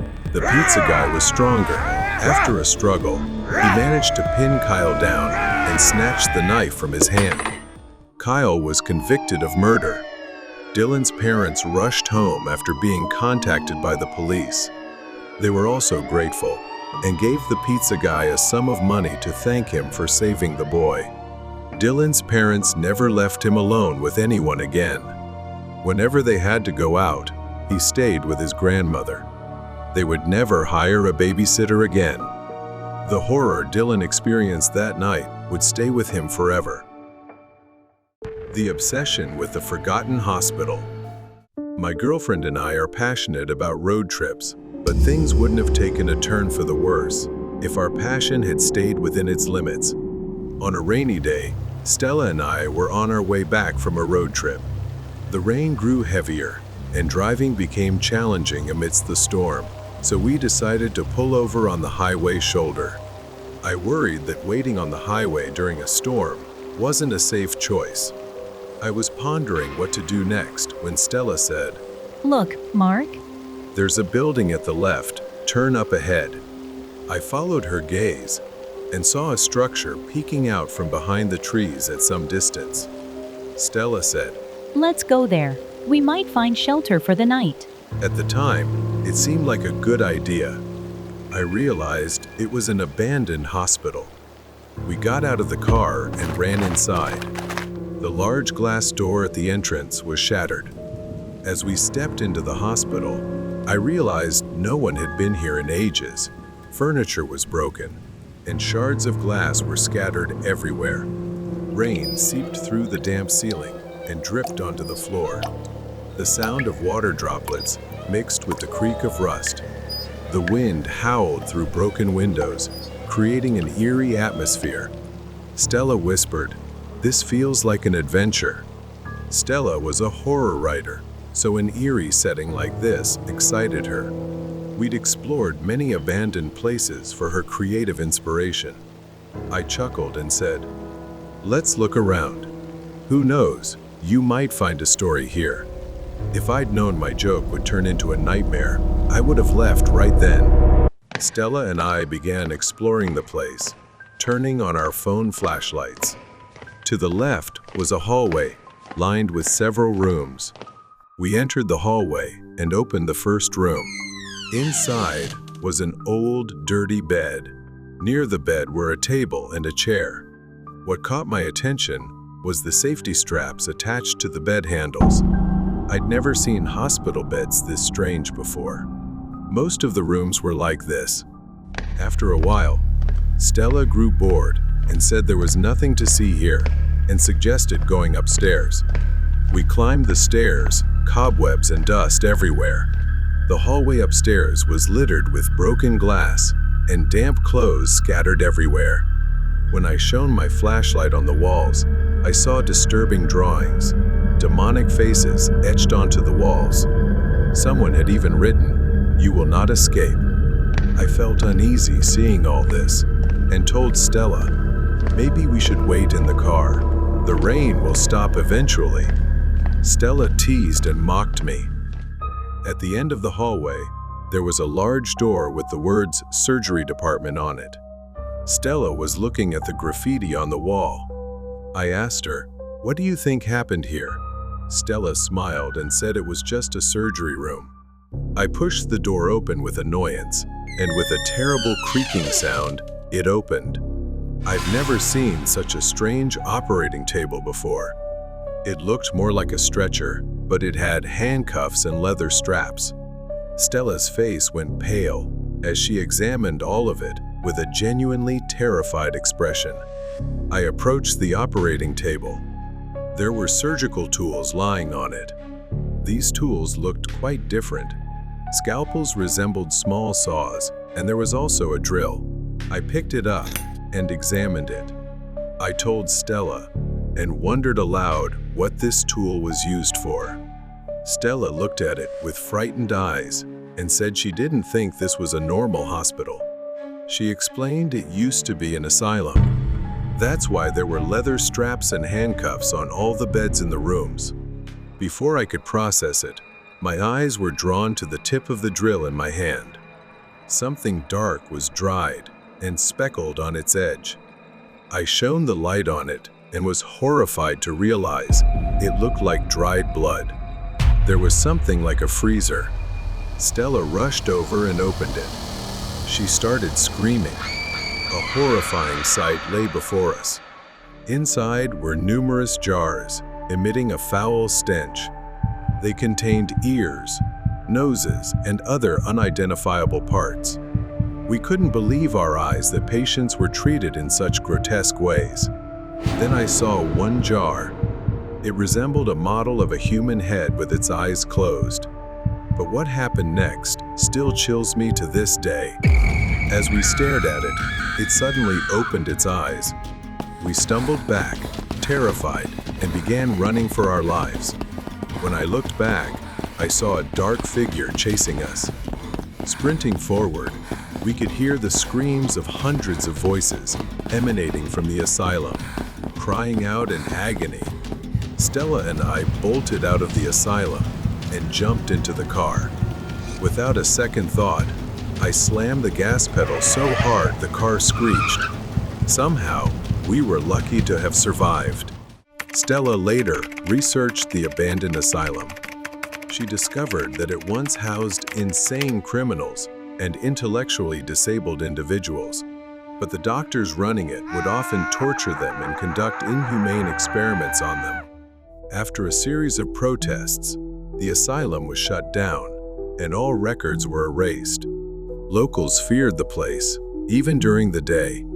They believed the countless souls of the tormented patients still haunted the site. The mystery of the dolls. Her name is Mari. She was on her way to Manor Street, covered in thick fog. Siri's voice alerted, "You have arrived at your destination." The silhouette of the mansion slowly emerged from the fog. Perched on a hill, surrounded by strange 18th century architecture, it looked like something from a nightmare, making her uneasy. She parked her car a block away and walked the rest of the way. The Coopers were an old, wealthy family, and tonight, she was babysitting their 10-year-old daughter. Mrs. Cooper had explained over the phone that their regular babysitter had an emergency, and they were willing to pay her triple her usual rate. The offer was too generous to refuse. As soon as she stepped in, Mrs. Cooper, a pale and frail woman, greeted her on the porch with a forced smile. She told her, "Bridget is upstairs. I've left instructions on the table. Please, don't bother her too much." Mrs. Cooper kept glancing around, as if there was something she couldn't tell Mari. Mari walked down the dark, seemingly endless hallway. She followed the instructions left for her, leading to the room at the end of the corridor. When she entered, she saw Bridget sitting in the middle of the room. Her large black eyes seemed too old for her face. She was clutching a porcelain doll, its face eerily lifelike. She greeted Bridget, but Bridget remained silent, her eyes fixed on the doll. The room was filled with dolls, porcelain faces, shiny hair, all meticulously arranged around the room. Mari shuddered at how real their hair looked. She tried to engage Bridget with stories and games, but the girl remained eerily silent. Hours passed in strange silence until finally, around 10 p.m., Bridget said she was sleepy. Mari led Bridget to the bedroom, and that's when she noticed something was wrong. The girl began moving toward the dolls, saying, "They are my slaves." She could hardly believe her ears. She never expected something like that to come from a child. She knew she needed to keep a closer eye on the girl. By 2 a.m., she had dozed off on the couch. A sudden noise startled her awake. She groggily rubbed her eyes, trying to make sense of everything, when she realized someone was standing behind her. She thought it was Bridget. She couldn't believe her eyes. The girl's face was twisted, her features deformed, aging grotesquely. She clutched the doll tightly in her hands and muttered, "I like your eyes. I will have them." Fear gripped her as Bridget lunged at her with an unnatural strength for a child. She fell to the floor, the weight of Bridget's small body pinning her down. She screamed in vain as Bree's hands scratched her face. "I will take your eyes," Bridget hissed, her voice rasping as if it belonged to someone else. The girl began pulling at a handful of her hair wildly, gleefully. With all her strength, she shoved the child off. She ran down the long hallway, glancing back to see Bridget enraged, chasing her madly. In desperation, she grabbed a decorative figure from a side table and hurled it at Bridget. It struck her forehead, and Bridget screamed in pain, staggering back. But it wasn't enough to stop her. She ran until she burst through the front door, flagging down a passing car. The driver, alarmed by her disheveled appearance, helped her get to the nearest police station. When she returned to the mansion with the police, the truth revealed was more horrifying than anything she could have imagined. Bridget wasn't a little girl. The woman she had been babysitting was a dwarf, Mrs. C., Cooper's deformed sister, whose body never grew but whose mind had twisted into something monstrous over the years. She often comes to the mansion, kills them in their sleep, and collects what she likes. But what she likes the most is their hair. She will use it to make dolls. The police uncovered 7 bodies in the backyard, all young women, all missing their hair. The porcelain dolls in Bridget's room were adorned with their scalps, their hair meticulously attached to the dolls she called her slaves. Mrs. Cooper had been covering up her sister's crimes for years, burying the bodies and protecting her in some inexplicable way. The police arrested both women. She now sat in her small apartment, still haunted by the events of that night. She no longer babysat, and just the sight of a doll made her heart race. The memory of Bridget still haunted her dreams. Intruder from the garage. It was just another long, dull day at school, but as I walked home, the excitement of Friday relieved me. Tomorrow was a day off from school. Finally, I could relax. As I approached home, I noticed something strange. The garage door was wide open, and the light inside was still on. My dad had left early that day for a business trip, so he must have rushed and forgotten to close it. I didn't think much of it at the time. I went into the garage, turned off the light, and pulled the door shut behind me. The silence of the house welcomed me as I stepped inside, and the thought of having the whole place to myself felt like freedom.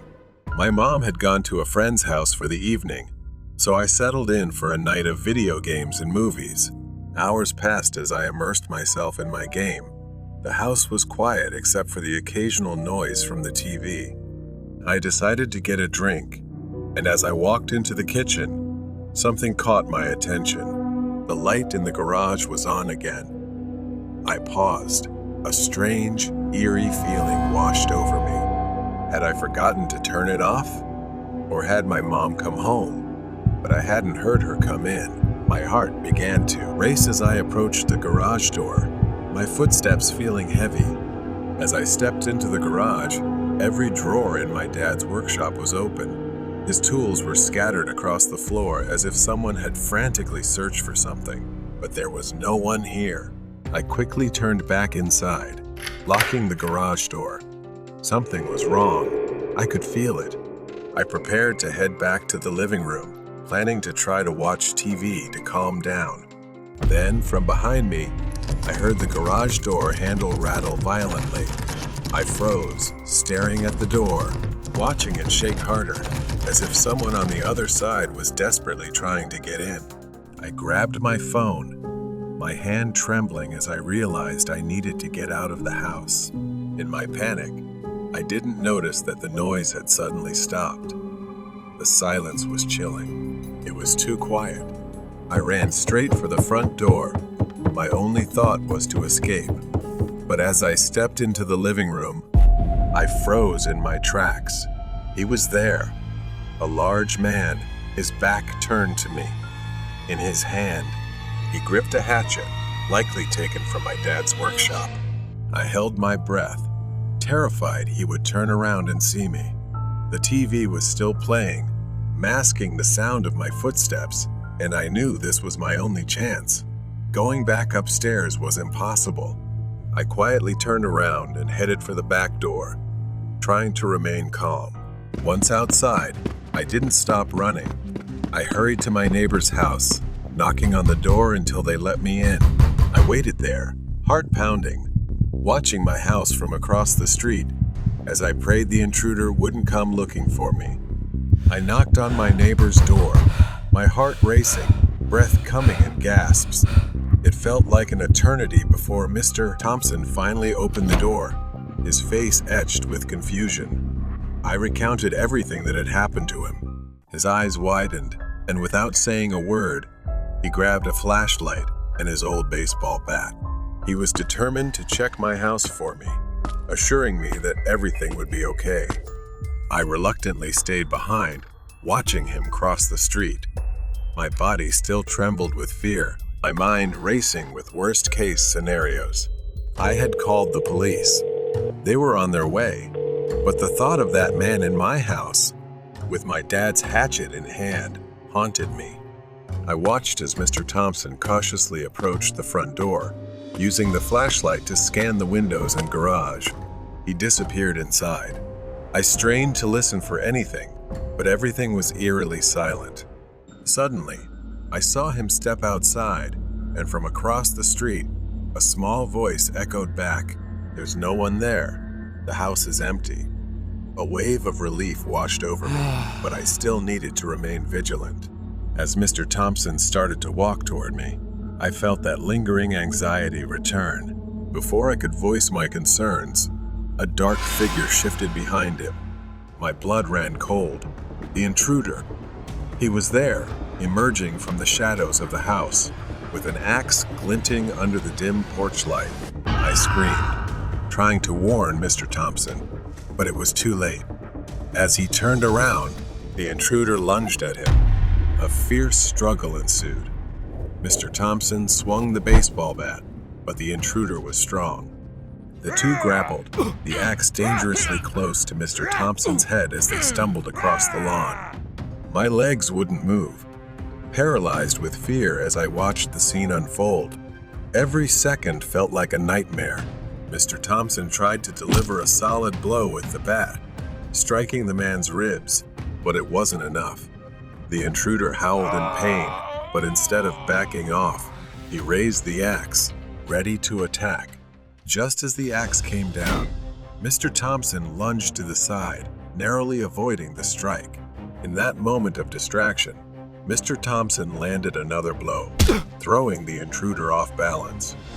I finally decided to rush forward to help, but before I could reach them, the sound of police sirens rang out.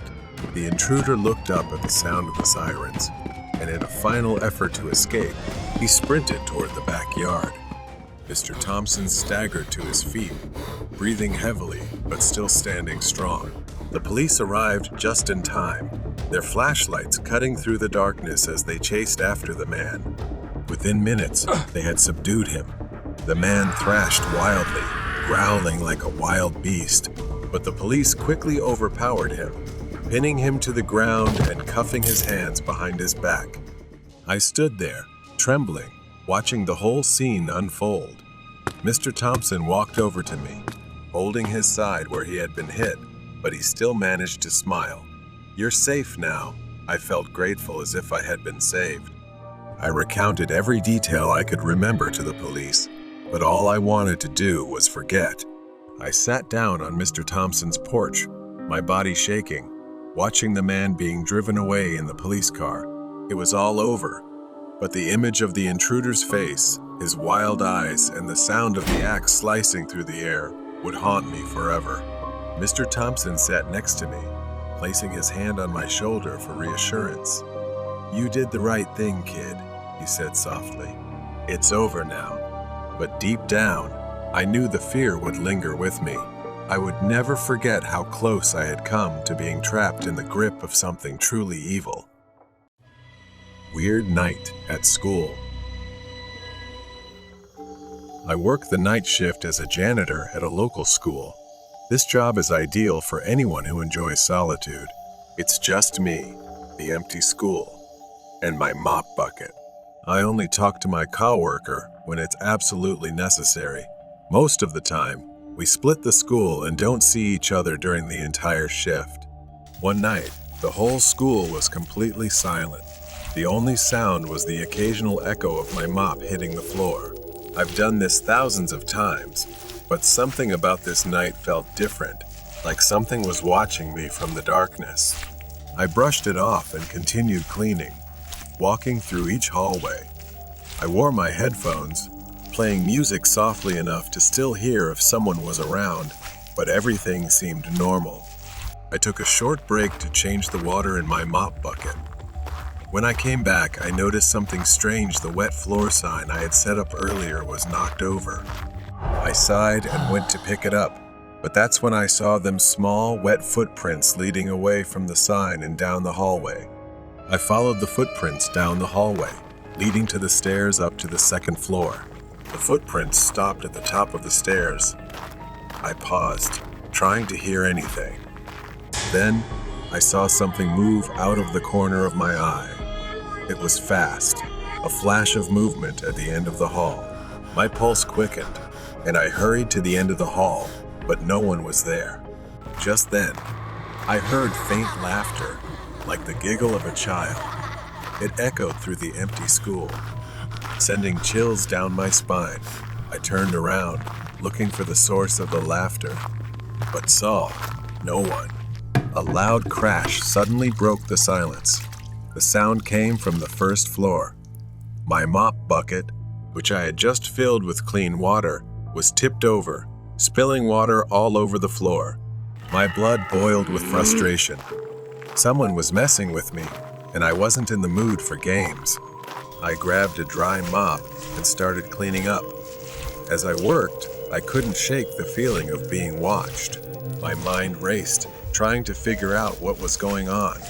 Were there still students in the building, or had someone snuck in after hours? I decided to talk to my coworker. Maybe she had seen something too. She laughed and told me I was messing with her. She looked at me, completely confused, shaking her head. "I've been here the whole time." I couldn't make sense of it. I left her station, more confused than ever, and went back to work. Another hour passed. I was trying to make up for lost time when, without warning, the entire school went dark. For a moment, I was surrounded by darkness. Then the emergency lights flickered on, bathing everything in a dim red glow. It was unsettling, like the entire building had turned into the set of a horror movie. I knew where the electrical room was, and since I had the keys, I decided to head there to fix the lights. But before I could get there, I heard a scream. My coworker's scream, filled with fear, echoed through the school. I ran toward the electrical room, fear rising inside me. When I reached the door, I noticed it was slightly ajar. My heart pounded in my chest. When I pushed the door open, expecting to see my coworker inside, instead, there was a figure standing in the darkness. I couldn't make out who it was, but something was wrong. My blood ran cold as the figure moved closer, its movements unnatural, almost jerky. I reached for my phone, but before I could pull it out of my pocket, the figure lunged forward and slammed the door in my face. Panic overwhelmed me.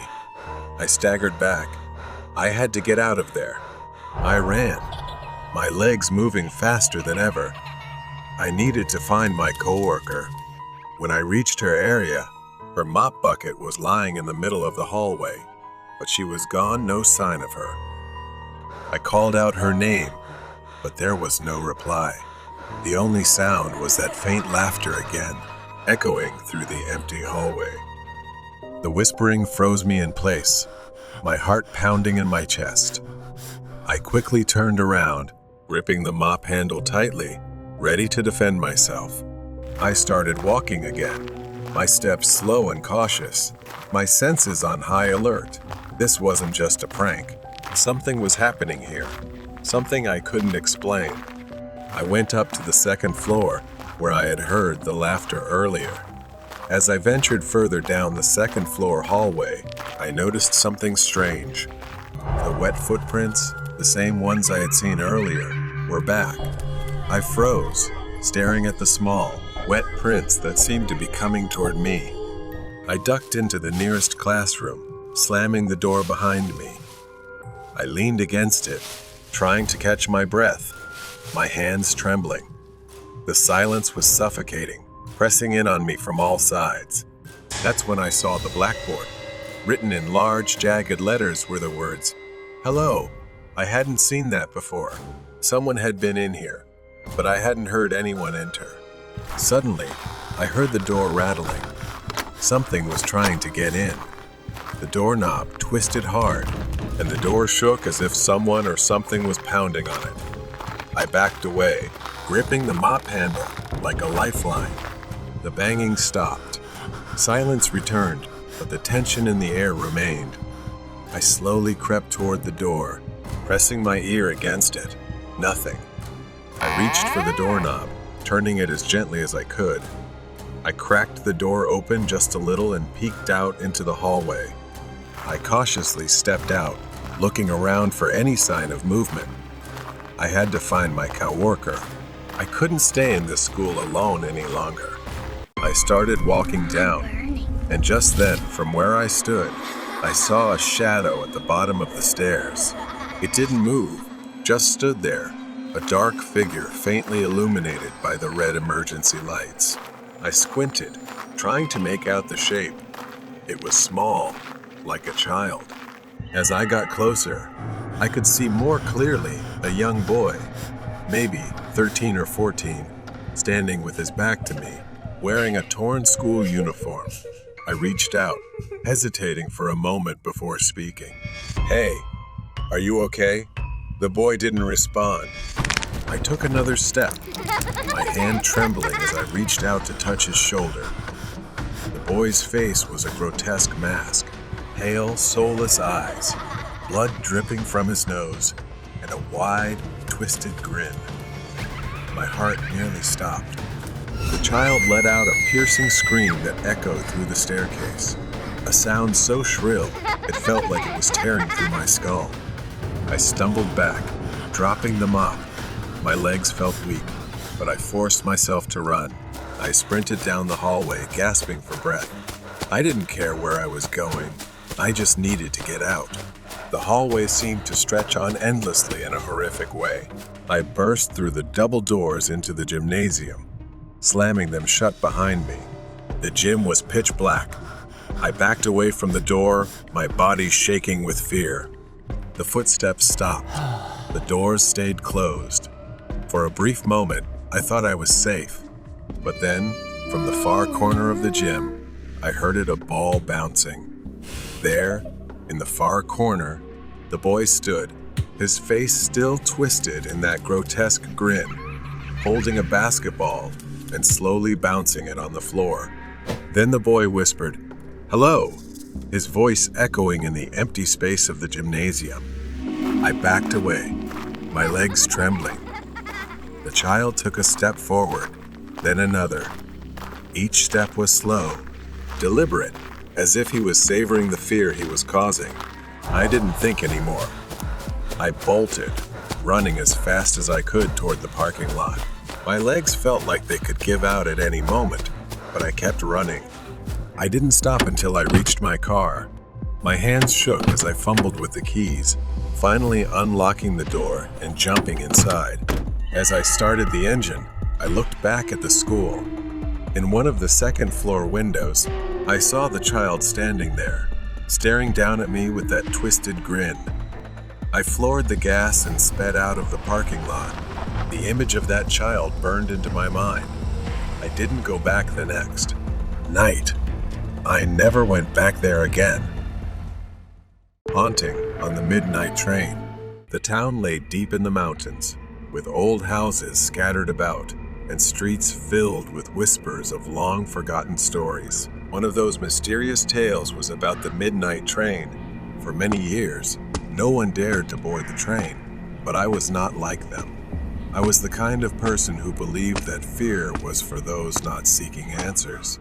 On that cold winter night, I decided it was time to confront the truth myself.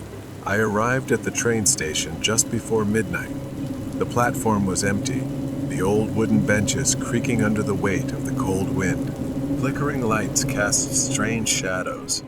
The ticket counter was manned by an elderly station master, his eyes glancing at me with a mix of concern and pity. "Are you sure about this, son?" I nodded, smiling confidently at him. "It's just a train ride. I'll be back." The station master sighed and handed me the ticket. I caught a glimpse of him muttering a small prayer as I walked toward the platform. The slow minutes dragged on as I waited. The air felt heavier than usual, as if the town was holding its breath. Then, in the distance, I heard the whistle of a train, its headlights slicing through the darkness like two eerie eyes. The train stopped before me, its peeling black paint and dirty, soulless windows. The door creaked open, inviting me inside. I hesitated for a moment, but then took a deep breath and stepped inside. The flickering lights cast long shadows across the old seats. The air was thick with dust and something else, something I couldn't quite identify. A feeling unnatural. As I walked down the aisle, I realized the train was empty. No passengers, no ticket collector, no signs of life. Strangely, I wasn't scared. Instead, I felt a thrill. I sat by the window, watching the small town fade away into the distance. At first, everything seemed fine. The train accelerated, speeding through the night, but after what felt like hours, I noticed something was off. The darkness outside the window was unusual, like a void. I glanced at the clock, only to see the hands frozen in place. A sense of unease washed over me. The light above me flickered violently before plunging the train into complete darkness. I held my breath. I fumbled for my phone, hoping to use it as a flashlight.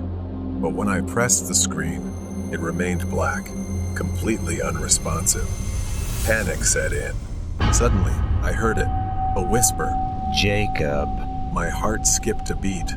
I froze, trying to listen. The voice was faint, barely above a breath, but it was there. Jacob, come to me. I turned around, but the car was empty. The whispers grew louder. closer. I hurriedly stood up and stumbled, trying to find the ticket collector's car. When I reached the front, I found the car empty. Just an old, dusty uniform hanging on a hook. No one was there. The train shook violently, throwing me off balance. I clung to the seat to steady myself as the whole car seemed to tremble. The train was moving faster, dangerously fast. I reached for the control panel, hoping to stop the train, but it was covered in dust and cobwebs, as if it hadn't been used in years. My fingers fumbled over the switches, but nothing worked. Then the whispers returned, growing louder, filling the air around me. You can't escape, Jacob. My blood ran cold. Those words seeped into my ears, chilling me to the bone. I turned to leave, but something held my feet in place. I looked down and saw an old pair of shoes still attached to a ghostly figure. It was pale, translucent, its face twisted in pain. Its hollow eyes stared at me. Then, more appeared. Ghostly figures emerged from the darkness, their bodies flickering like dying candles. They reached out to me, their cold, damp hands, their voices filled with sorrow. Help us. Save us. I tried to back away, but the shadowy figures closed in on me. Their icy hands brushed against my skin, sending shivers down my spine. Desperate, I pushed them away, their cries echoing in my ears. I needed to escape now. At the back of the train, I found a locked door leading outside. I pounded on it, shouting, but it wouldn't budge. Then, in the corner of the car, I noticed a faint light. I knelt down and lifted a loose floorboard, revealing a hidden compartment. Inside was an old, dust-covered journal. The journal belonged to the original train conductor. He described strange occurrences and ghosts. His final entry spoke of a curse, a train cursed to hold the souls of the dead on board, and there was only one way to break it, by confronting the source of the haunting and seeking out the mirror in the car to destroy it. Determined, I followed through to the back of the train. At the rear, I found a large, cracked mirror. Its surface shimmered with a strange energy. Looking into it, I saw the faces of trapped souls reflected in the glass, their eyes filled with sorrow. Its shape shifted and swirled. Terror engulfed me, but I couldn't let it win. I searched for something to break it, as if someone were hiding everything to stop me from doing this. I decided not to wait, reaching out with trembling hands, and punched the cold glass. The figure screamed a piercing scream as the mirror shattered into 1,000 pieces. The ghastly shadows around me began to fade, their faces peaceful as they were finally freed. The train also started to slow down. I staggered onto the platform, my heart still racing, my body aching from the ordeal. The town, now bathed in the gentle light of dawn, returned to its quiet state. As I looked back at the train, it was now just an old locomotive. The station master was waiting for me on the platform, a pleasant smile of relief understanding what I had accomplished as he left. I nodded, too exhausted to speak, but grateful to be alive. I had freed the trapped souls on the midnight train, and I knew I would never forget the terror I had faced. The midnight train had become legend, but the memory of that night would stay with me forever. Run away from the stalker. It was one of those summer nights where the air was still, and everything seemed eerily quiet. The large, suburban house, with its perfectly trimmed lawn, stood imposingly. Inside, Chase and I had no idea of the terror about to unfold. I was 15 at the time, hanging out at my friend Chase's house. His parents were out, and we were home alone. The basement was every kid's dream. A TV, a pool table, video games. It was the kind of place that made you forget the world outside, and we were living the dream. We lounged on a big leather couch, watching a horror movie on TV, munching on chips. Chase had started to doze off. I was struggling with my own unease, the kind of anxiety I often felt when sleeping over at a friend's house. But tonight, it felt different. It was much worse. It must have been past midnight when I heard it. A door creaking open slowly. I glanced over the back of the couch and saw something unsettling. The laundry room door in the basement was wide open. I wanted to believe it was a trick of my mind, maybe just the wind, but I knew better. I quickly shook Chase awake. Chase, wake up. The laundry room door. It opened by itself. Chase, groggy and half asleep, mumbled something about it happening all the time and told me to go back to sleep. He didn't seem panicked, but I couldn't shake the strange feeling crawling down my spine. I insisted that we go close it together. We both got up and cautiously shut the door. Chase flopped back onto the couch, falling asleep within minutes. I tried to relax, but sleep didn't come easily. A while later, I woke up again, but this time, it wasn't a sound that startled me. Standing behind the couch, looking down at us, was a man. I froze. My breath caught in my throat. The man was pale, sickly looking, with sunken eyes and an expression that was deeply unsettling. He stood there, motionless, just staring at us. I screamed, a sound that shattered the stillness of the night. Chase jolted awake, his eyes wide with horror as he saw the man advancing toward us. In our panic, we ran.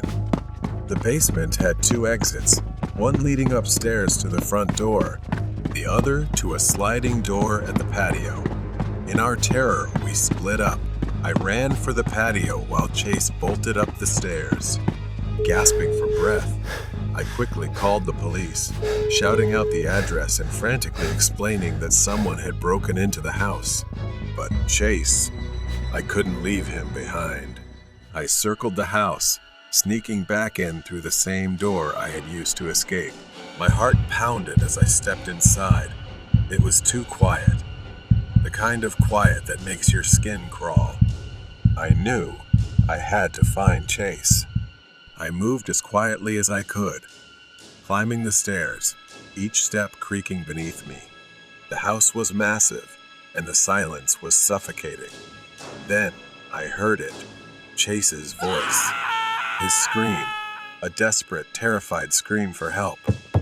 I bolted up the stairs, my legs trembling. At the top of the stairs, I saw the man, the intruder, wrapping his hands around Chase's neck, choking him, his face twisted in a grotesque expression. Chase's eyes were wide, his face flushed as he struggled to breathe. I grabbed the closest thing I could, a heavy sports trophy from Chase's room. Without thinking, I charged at the man. I swung the trophy with all my strength, smashing it into the back of the intruder's head.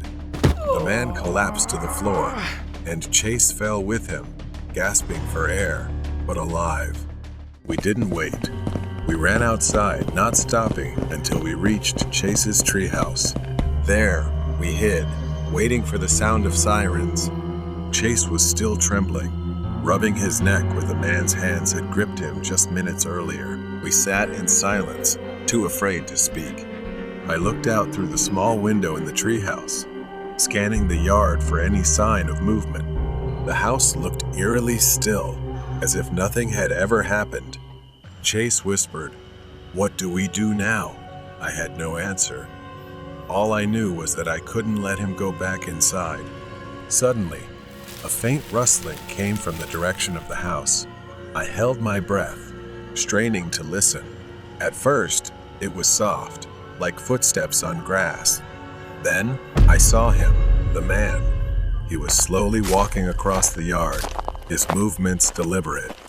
His sunken eyes stared straight ahead, almost robotic, as he made his way toward the treehouse. I grabbed Chase's arm, pulling him away from the window. "He's coming." We both backed into the corner of the tiny treehouse, barely breathing. The man's footsteps grew louder. Now I could hear him, crunching on the gravel path leading to the treehouse ladder. The creaking of the ladder made me jump with fear. He was climbing.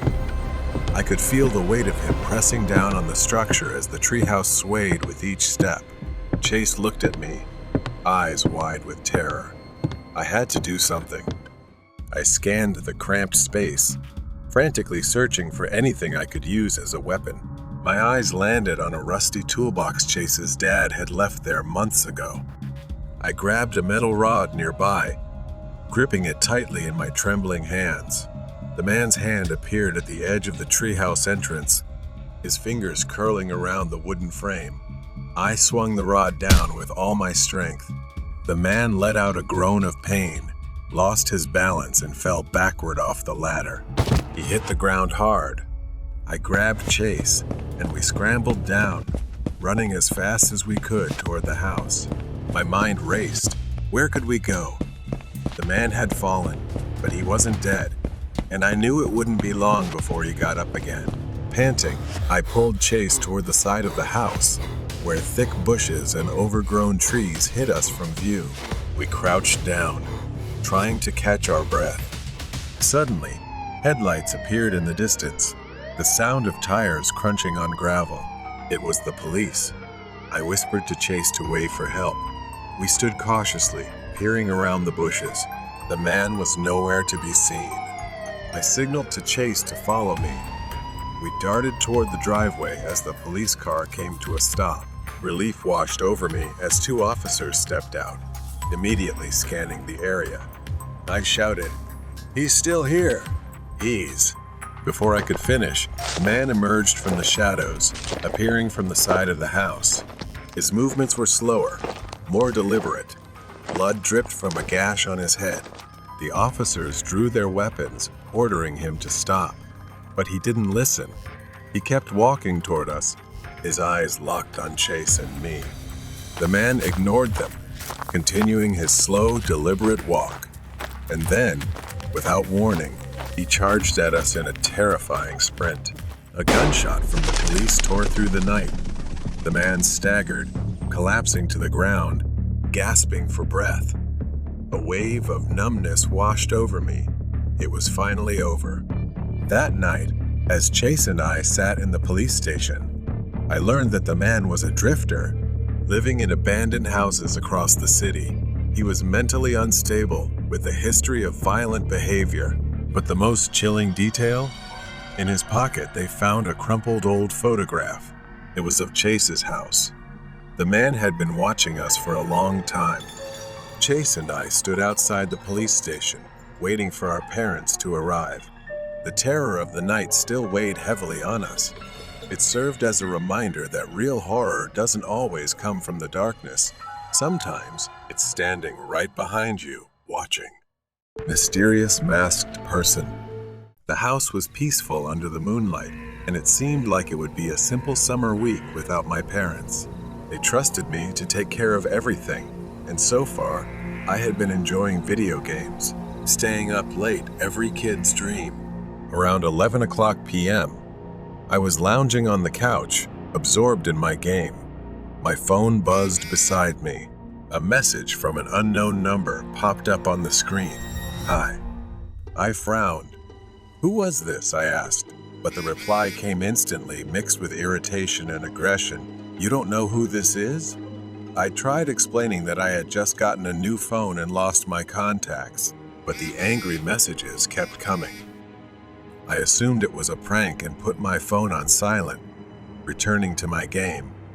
I wasn't sure how much time had passed, but I was startled by a sound. A knock on the bedroom window. At first, I thought I was imagining it. It was late, and I'd been alone for days. Maybe my mind was playing tricks on me. Still, I cautiously moved to the window, pulling the curtain aside. Nothing, just an empty yard. But I knew I'd heard something. I pulled out my phone, intending to call my mom, when I noticed several unread messages from the same unknown number. The last one sent chills down my spine. "I'm here." I froze. My heart pounded in my chest, each beat louder than the last. I immediately tried to call my mom, but the screen flashed, no signal. No way. We always had good reception here. I ran to the back porch and listened. Maybe, just maybe, someone was Help. crying for help. I had years of self-defense training, and despite the fear surging through me, I was ready to defend myself. This could be a setup, a trick. I grabbed an old baseball bat from the garage and stepped into the backyard. The night was eerily quiet, which made me even more uneasy. I walked toward the edge of the trees, sweeping through the shadows. I shouted into the night, trying to sound confident, demanding who was there and telling them not to mess with me. Suddenly, a flashlight flickered, shining straight at me from deep in the woods. Whoever was holding it was too far for me to see their face, but they were trying to get my attention. The light went out as quickly as it had come on, and the screaming started again, this time more desperate. I slowly made my way toward the spot where the light had appeared. As I got closer to the trees, my heart pounded louder than my footsteps. The woods were dense, with towering trees casting deep shadows. I knew I shouldn't be doing this, but I couldn't stop. I yelled out, asking where the person was. A voice answered from somewhere ahead, a faint whisper saying, Here, help me. I stepped deeper into the woods. My grip tightened around the bat, and my legs felt heavy as I moved forward. I saw a figure. My voice trembled as I asked if it was the person calling for help. The figure didn't answer. Instead, it started moving. In a split second, I realized this wasn't someone tied up. This was someone alive, and they were running toward me. Panic surged through me, and something inside screamed at me to get away to save my life. I didn't know how, but I ran. I slammed the porch door behind me, locking it, then sprinted to my room, slamming the door shut. The knocking started again, first at the front door, then at the window. It was relentless, as if he was trying to break in from every corner. He wasn't playing anymore. He was hunting me. I heard the sound of glass shattering from the living room. My heart raced as I realized he was inside. Footsteps echoed through the house, slow and deliberate. He was looking for me. I hid behind the bedroom door, gripping the bat. I held on so tightly my knuckles turned white. The footsteps grew closer. I could hear his breathing just outside my door. The door creaked open, and I saw the wolf mask peeking out. He cautiously stepped inside, unaware that I was right behind him. In that split second, I swung the bat as hard as I could. It slammed into his head. He collapsed to the ground, and I didn't stop. I swung over and over until I was sure he wouldn't get up. The house was now quiet after the chaos. Inside, everything was still. The intruder in the wolf mask lay motionless on the floor, while I stood over him, panting, hands shaking as I gripped the bloodied bat. I stared down at the man, his body sprawled across the floor. The wolf mask, now cracked, still covered his head, hiding his face. For a moment, I froze, unable to process what I had just done. My phone still had no signal, but I needed help. I needed to get out of there. I rushed to the landline in the kitchen, my hands trembling uncontrollably as I dialed 911. I struggled to find the words, pressing the phone tightly to my ear, trying to calm down. I glanced back at the hallway leading to my bedroom, terrified that the masked man would get up again. The distant sound of sirens broke the silence of the night. Red and blue lights flickered across the walls as the police car stopped in front of the house. Their grim faces approached the door as I shakily opened it. The officers stepped inside, examining the broken glass, the signs of a struggle, and finally, the man lying on the floor. One officer knelt down, checking for a pulse. He said, "You did the right thing," as if he had seen this horror many times before. They told me to sit down and breathe, but I couldn't focus on anything except that mask, the wolf mask. Why? Why did he choose to wear it? The unconscious man was lifted onto a stretcher. His mask still hadn't been removed. My mind was still reeling from the events that had just unfolded. The next morning, I was at the police station. The officers asked me about the man, whether I had ever seen him before. I shook my head, explaining the messages, the strange knocks, and the wolf mask. Then, they told me his name was Thomas, and he had been on the run for years. A detective handed me a file filled with old newspaper clippings and photographs. The story they told me was chilling. Thomas had a disturbing past. Years ago, he had committed a series of home invasions in nearby towns. He would stalk his victims for days, learning their routines before making his move, and he always wore a mask to cover half his face. But it wasn't just any mask. The wolf mask had become his signature. In every report, survivors described the same thing. A tall man in a wolf mask, terrorizing families, always escaping before the police could catch him, until now. The final piece of the mystery was revealed when the detective, now more familiar with Thomas's case, explained why he chose the wolf mask. The detective slid a newspaper article toward me. It had a blurry photo of the wolf mask next to a headline that read, "Wolf Stalker Evades Capture." The detective said the wolf represented a predator, a cunning hunter. Thomas saw himself as the wolf, and his victims were the prey. It terrified me to think about how long he might have been watching me, waiting for the perfect moment to strike. He had been toying with me, like a wolf plays with its prey. That night, back home, I sat alone in the living room, the faint hum of the TV filling the silence. My parents wouldn't be leaving me alone for a long time after this.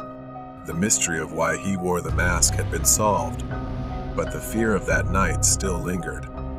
I didn't know if I would ever feel truly safe again, but one thing I did know, I would never forget the image of that cracked wolf mask lying on the floor. The stalker in the Dunkin' Donuts parking lot. It was just an ordinary morning.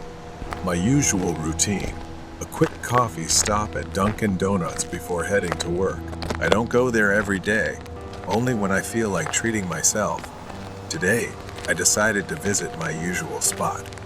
The store was busy, as expected, with the familiar noise of orders and chatter filling the space.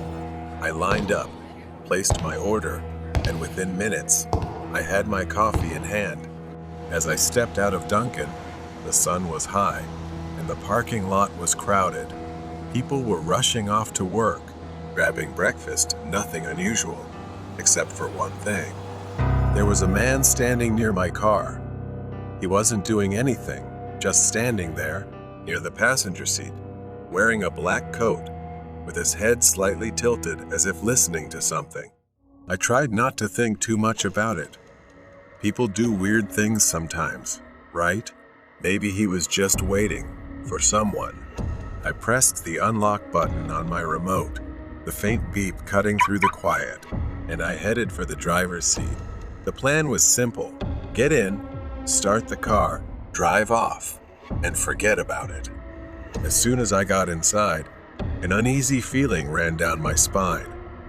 I put the key in the ignition, and just as I was about to start the car, the passenger door opened. The man got in. For a second, I just stared, frozen in disbelief. He didn't look at me. He didn't say a word. He just sat there, staring out the window. My heart raced. I didn't understand what was happening. I turned to him, my voice shaky. "I think you're in the wrong car." Silence. He didn't even acknowledge me. The tension was palpable.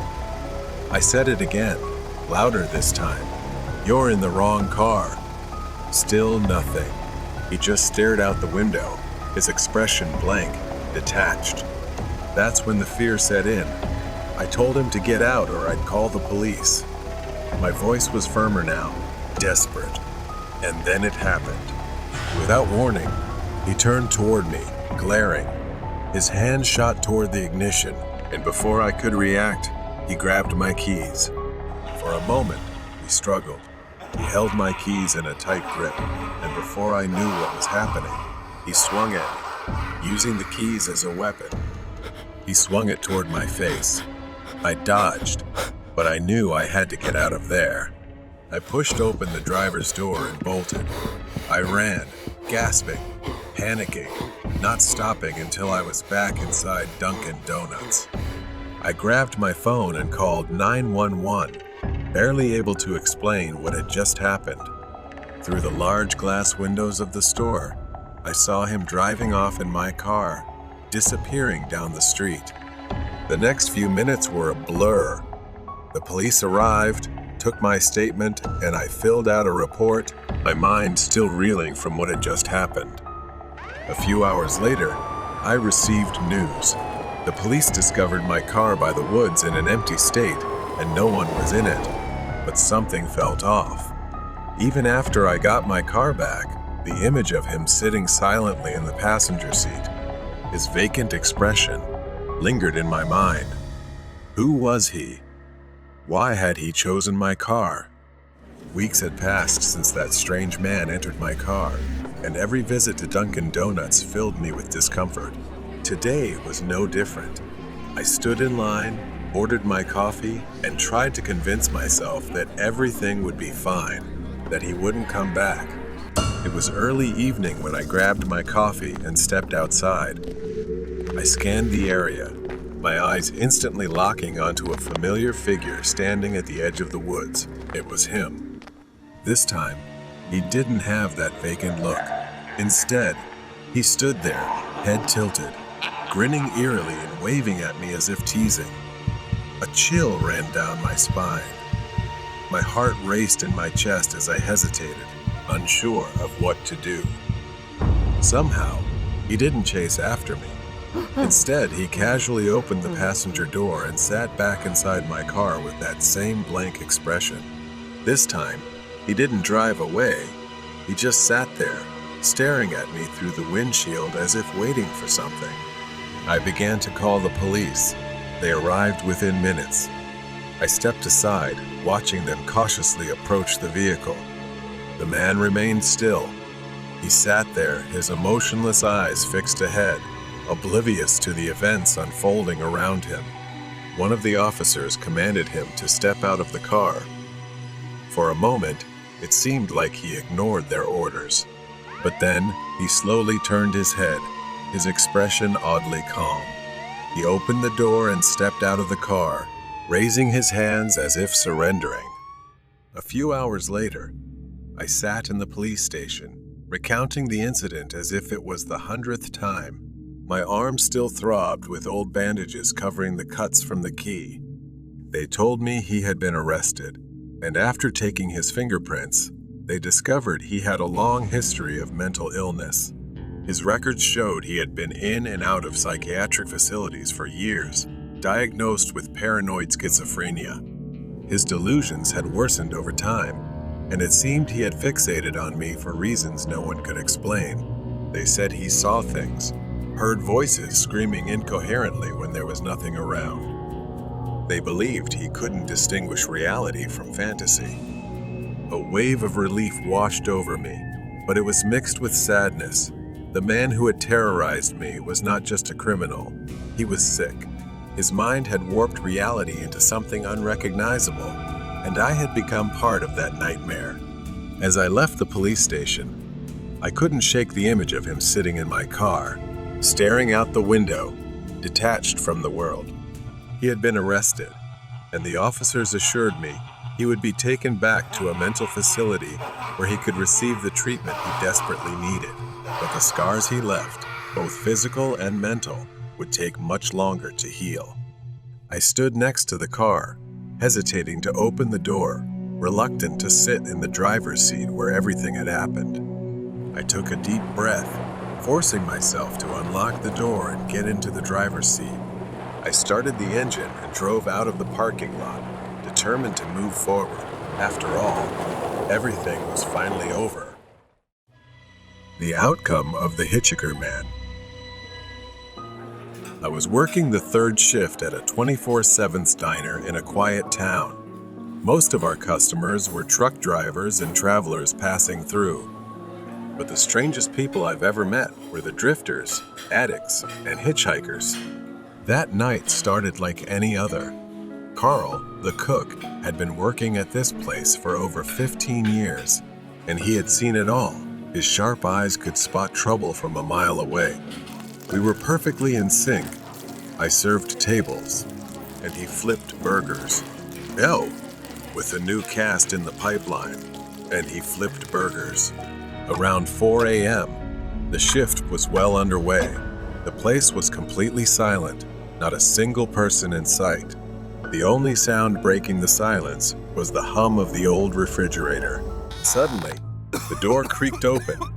A man stumbled in, clutching his right arm to his chest.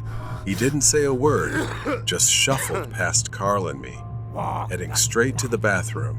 His clothes were torn and filthy, and his face was twisted in pain. Carl and I exchanged glances. We'd seen strange customers before, but there was something off about this guy, more than just a regular drifter. I asked Carl, "Doesn't he look familiar?" After a moment, I remembered. That guy had come in before, begging for food and a ride. We had to kick him out because he was bothering the customers. But now, something had changed. He looked panicked, like he had seen something terrifying. Carl just shook his head, muttering, "Here we go again." I looked at the bathroom door. I didn't want to check on him, but I didn't have much choice. Carl handed me the keys, nodding toward the bathroom. "Go check if he's all right." I knocked on the door, asking if he needed help, but there was no response.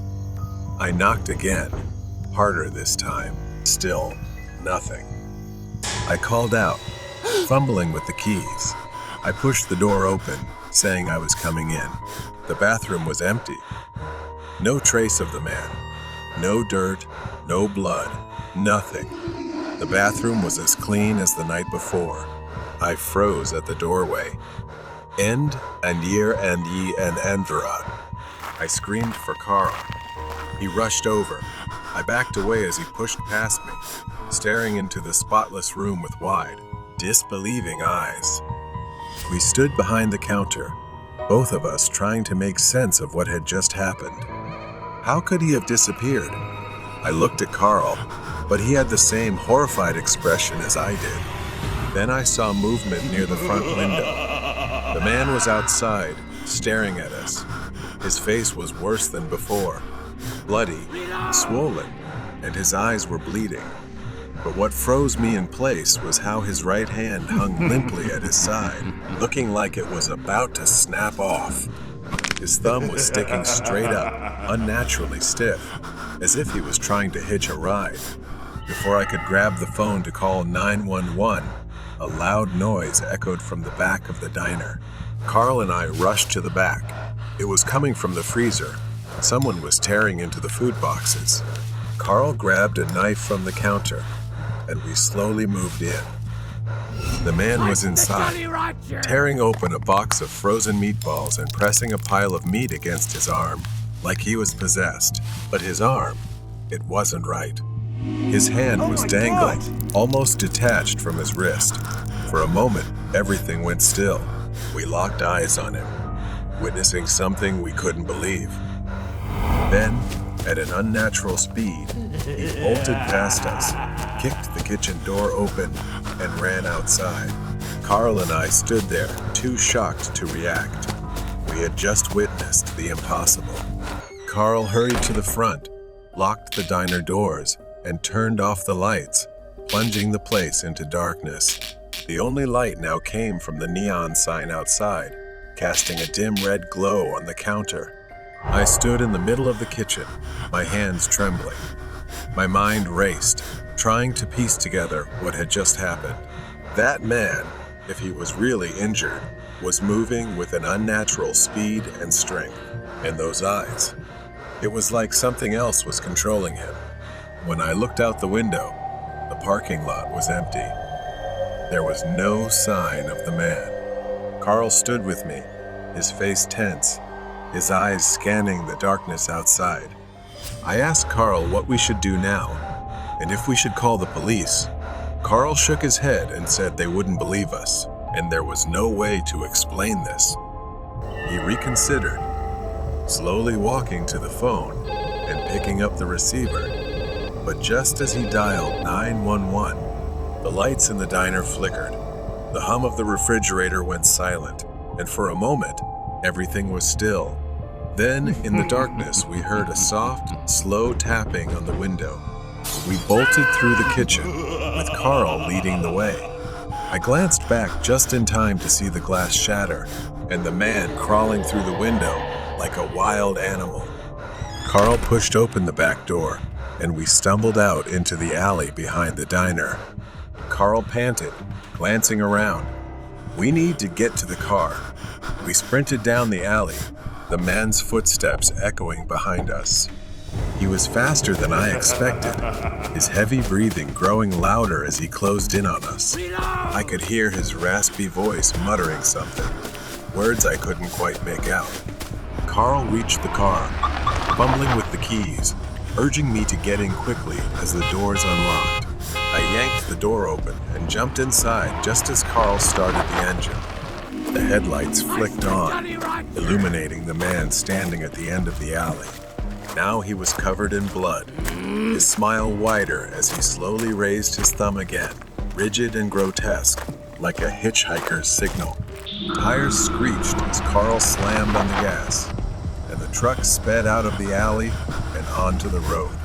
I glanced into the rear-view mirror, my heart still racing. The man stood motionless at the edge of the diner, watching us disappear into the night. We didn't speak for the first few miles, both of us too stunned to process what had just happened. We drove in silence for the next hour, trying to put as much distance as possible between us and that place, but I couldn't shake the feeling that it wasn't over. I eventually called the police to report the incident. To my surprise, they told us to head toward a location near the diner. They confirmed that a man matching that description had been reported. A man had been killed in a hit and run accident near the ramp, not far from the diner. As I got closer, I saw it. It was the same man. His body lay by the roadside, his clothes covered in dirt. But the eeriest part was his right hand, still holding that thumb up, just like before. According to the report, the man had survived the initial accident earlier that night and had been able to walk. His desperate search for help led him to our diner before he collapsed on the road. But there was more to the story. It turned out that this man had been involved in a series of violent incidents years earlier, hitchhiking across states and attacking those who picked him up. The police pieced together his history, a fugitive, infamous for attacking victims and vanishing into the night. The accident had broken his body, but it didn't kill him immediately. He had stumbled into the diner, seeking refuge, only to return to the streets, where he was eventually found dead. The police said he had been trying to use his injury to manipulate others. We were lucky to have escaped him. As I stood in the parking lot, staring at the diner, everything started to make sense. The man wasn't a ghost. He was real. Maybe he had finally paid the price in the same way he had hurt others on the road. That was where his twisted journey had come to an end. Trucker's secret mission. Another long and quiet night on the highway. The road stretched endlessly before me, illuminated only by the headlights of my truck. I had been driving this road for years, working undercover as a long-haul truck driver. My real job was much more dangerous, tracking criminals, operating on these desolate roads under the cover of darkness. I am an undercover cop. My truck is my weapon, my disguise, and my hideout. Tonight was supposed to be like any other night, but I had a feeling, something gnawing at the back of my mind, telling me that tonight would be different, so I needed to be extra cautious. The road was deserted. The only sounds were my engine and the occasional rustle of wind over the barren landscape. I kept my eyes on the road, scanning the distance for any signs of trouble. Criminals often use these isolated highways to conduct their business, and I've made it my mission to stop them. Suddenly, I spotted a figure standing by the roadside, waving for me to stop. It was late, too late for anyone to be out here. My instincts kicked in immediately. Something was off. I slowed down and stopped by the roadside. The man approached, his face shrouded in darkness. He looked disheveled, almost deranged. As he got closer, I could see his clothes were torn and filthy. His hands twitched nervously at his sides, and there was a wild look in his eyes. I cautiously rolled down my window. "Do you need help?" But there was something about this guy, something dangerous. He didn't answer right away. Instead, he smiled a slow, eerie smile that sent chills down my spine. Then, he pulled something out from under his coat, a small black box. I recognized it immediately. It was a vial containing a dangerous, illegal substance, something that could be lethal on contact. My heart beats fast. This is no ordinary hitchhiker. He is a dangerous man, and his target is me. The man stepped closer, holding the vial in one hand and a small knife in the other. "Get out of the truck," he said, his voice low and threatening, "or I'll make sure you don't make it through the night." I knew what was in that vial. It was a more dangerous weapon than the knife he held. Just one drop could incapacitate me, or worse, kill me. He knew it too. That's why he smiled like that. I kept my cool. My training kicked in. I had dealt with guys like him before, unpredictable and dangerous. But this time was different. He wasn't just a criminal, he was playing a twisted game, and I was his target tonight. I slowly unlocked the door, my mind racing as I tried to think of my next move. The man continued to smile, his eyes gleaming with some sick satisfaction. "Come on," he taunted, waving the knife. "Get out of the truck, Brian." I froze. How did he know my name? I had never met this guy in my life, yet he knew who I was. He stepped closer, holding up the vial. "You think you're so smart, don't you? Driving around here pretending to be a hero, catching guys like me. I've been watching you for a long time." The truth hit me like a punch. This wasn't random. He had planned this, but maybe he didn't know I was really a cop. I climbed out of the truck, raising my hands to show compliance. My mind raced, searching for an opportunity. The man circled around me, still grinning like a madman. He sneered, starting to pace back and forth, waving the knife and vial as he spoke. His words grew more erratic. He muttered something about me stealing it from him, but I couldn't even remember what it was. I racked my brain, trying to recall him. I had taken down countless criminals in my time. Drug dealers, traffickers, murderers. Any of them could have a grudge. But this guy, his face didn't ring any bells. His eyes burned with hatred as he said, "Now I'm going to ruin your life." He stepped closer, waving the vial in front of me. He whispered, "Just one drop, and it'll all be over." I stood still, watching his every move. He was too close, too confident. He thought he had won, but he was careless, distracted by his own need for revenge. Suddenly, luck was on my side. As he rambled, I noticed a flaw in his plan, the way he loosely held the knife. How distracted he was. He was too immersed in his own twisted game. Luckily, every time I went on a mission, I always wore gloves to protect myself from hazardous materials. Without warning, I lunged forward, knocking the vial from his hand, sending it skidding across the pavement. He was shocked, but not for long. He swung the knife at me, but I was ready because I had been through it and knew how to handle it. I grabbed his wrist and twisted until he dropped the blade. The struggle was quick and brutal. I used every trained skill to subdue him, pinning him to the ground before he could react. He thrashed, cursing and screaming, but it was over. I had him. As I held him down, panting from the exertion, I asked, "Who are you? Why are you doing this?" He just laughed a cold, empty laugh. I stared at him, the pieces falling into place. He was one of the first criminals I had ever apprehended, a drug trafficker. He didn't forget I waited, planned, burned my hatred for years. I squeezed him. His words stabbed deeper than any weapon. He didn't pursue money or drugs or even freedom. He pursues revenge aimlessly and empty. Once he was subdued, I discreetly pressed for backup, making sure no one knew my true identity, while I waited for the other officers to arrive. I couldn't shake the chill down my spine. This man, this forgotten criminal, had built his entire life around destroying me. The lights of the patrol cars approached.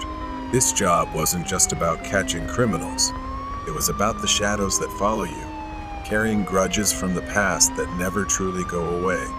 My colleagues took him away. For every criminal I took down, there would be another waiting, another with a grudge, another seeing me as the one who ruined their lives. But now I understood more. The real danger wasn't out there on the road. It was in the shadows, waiting for the right moment to strike. The cruise ship in room 105. 2 years ago, after days of hard work, I treated myself to a vacation. I had booked my holiday on a cruise ship, and my room was in cabin 105. I was informed that my cabin had bunk beds, so I would have to share the cabin with someone else. It was a bit inconvenient, but I thought it wouldn't be a problem. When I arrived, his belongings were there, a suitcase and a few clothes scattered around, but I didn't see him anywhere.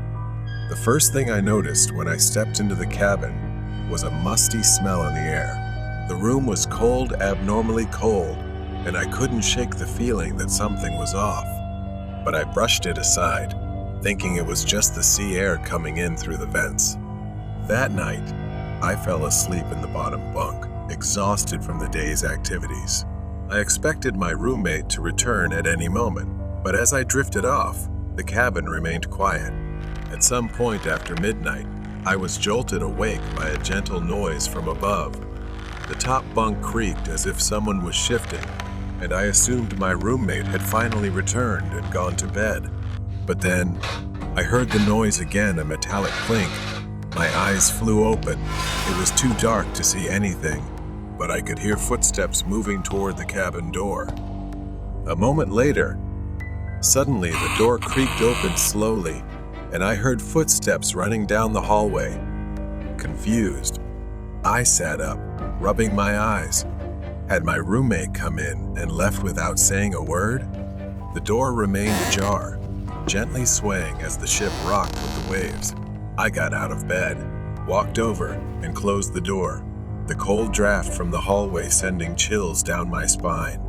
I looked up at the top bunk, the curtain drawn. The figure I had heard was gone, but there was something unsettling about the way the curtain hung, almost as if someone or something was still there, hiding behind it. When I woke up the next morning, the ship was gently swaying on the waves, but the cabin was freezing. The window was wide open, and the musty smell was worse than ever. The curtain on the top bunk was still drawn, and my roommate was nowhere to be found. I hadn't heard a single sound or voice from him. I decided to talk to a staff member about the discomfort of the cabin. His name was Nicky. I began explaining the cold, the foul smell, and the strange occurrences from the night. He listened, but as soon as I mentioned cabin 105, his expression changed. He asked me with a pale face if I was in cabin 105. I answered, confused by his reaction, and asked what was wrong. He hesitated for a moment, glancing around as if afraid someone might be eavesdropping. Then, in a low voice, leaning in and whispering, "There's something wrong with that cabin. Every passenger who's ever stayed there has disappeared. They all fell overboard. No one knows why. We're not allowed to talk about it. They say it's cursed. Having said that, he quickly left, leaving me standing there, stunned in shock. That night, I returned to the cabin, trying to suppress my fear. The curtain on the top bunk was still drawn tight, and the air was colder than ever. I couldn't shake the feeling that I wasn't alone, even though I hadn't seen my roommate since I arrived. I decided to pull the curtain back to see for myself. My hands trembled as I reached for the curtain. I slowly pulled it back, hoping to find nothing. And indeed, there was nothing there, just an empty bed.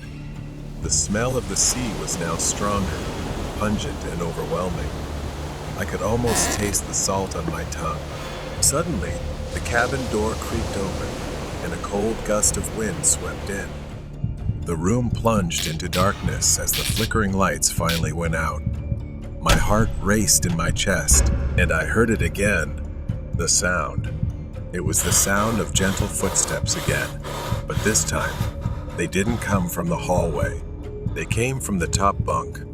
I turned around just as I heard the creak that seemed to echo throughout the room. My blood ran cold. I could barely make out the shape of something moving beneath the blanket on the top bunk, writhing like a mass, and I could see the blanket suddenly swell oddly as if something was growing underneath it. I stepped back in fear as a pale, dripping hand slid out from beneath the blanket. It wasn't a human hand. It was swollen, grayish, the fingers puffy and twisted.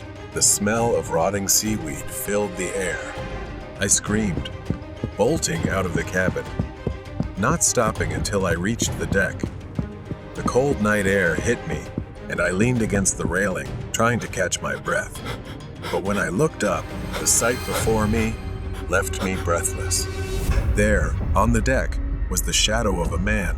His body was pale and bloated, his clothes tattered and soaked. His hollow eyes stared at me, empty and soulless. I ran to one of the ship's staff, desperate to tell him what had happened. He listened, his expression serious, as he quietly said, "Cabin 105. I've heard the stories, but no one has ever seen what you have." He suggested that after his shift, he would come to the room with me to prove there was a reasonable explanation. I didn't want to go back, but I had no choice. The ship was full, and there was nowhere else for me to stay. He and I sat in the cabin, the door locked. We searched the room from top to bottom, but found nothing out of the ordinary. We had a glass of whiskey, trying to ease my tension. He began to tell me that the first time this happened was a month ago. The man in that cabin had issues. He had escaped from a mental hospital and booked a ticket for this cruise. They said he jumped overboard to end it all. But every passenger since then has seen something. Just then, as Nikki spoke, the window latch began to slowly turn, as if someone were on the other side. His face paled as the window opened on its own. The smell of the sea flooded the room, and the lights flickered once more. Something moved on the top bunk. Nikki stood up, eyes wide in fear at something on the bed. I turned around, my heart pounding. There, on the top bunk, was the figure of a pale, bloated man, soaked in seawater. His lifeless eyes stared down at us as he reached out his hand. Nikki rushed toward the door, but it was too late. The figure leaped off the bed, its cold, wet hands wrapping around his throat.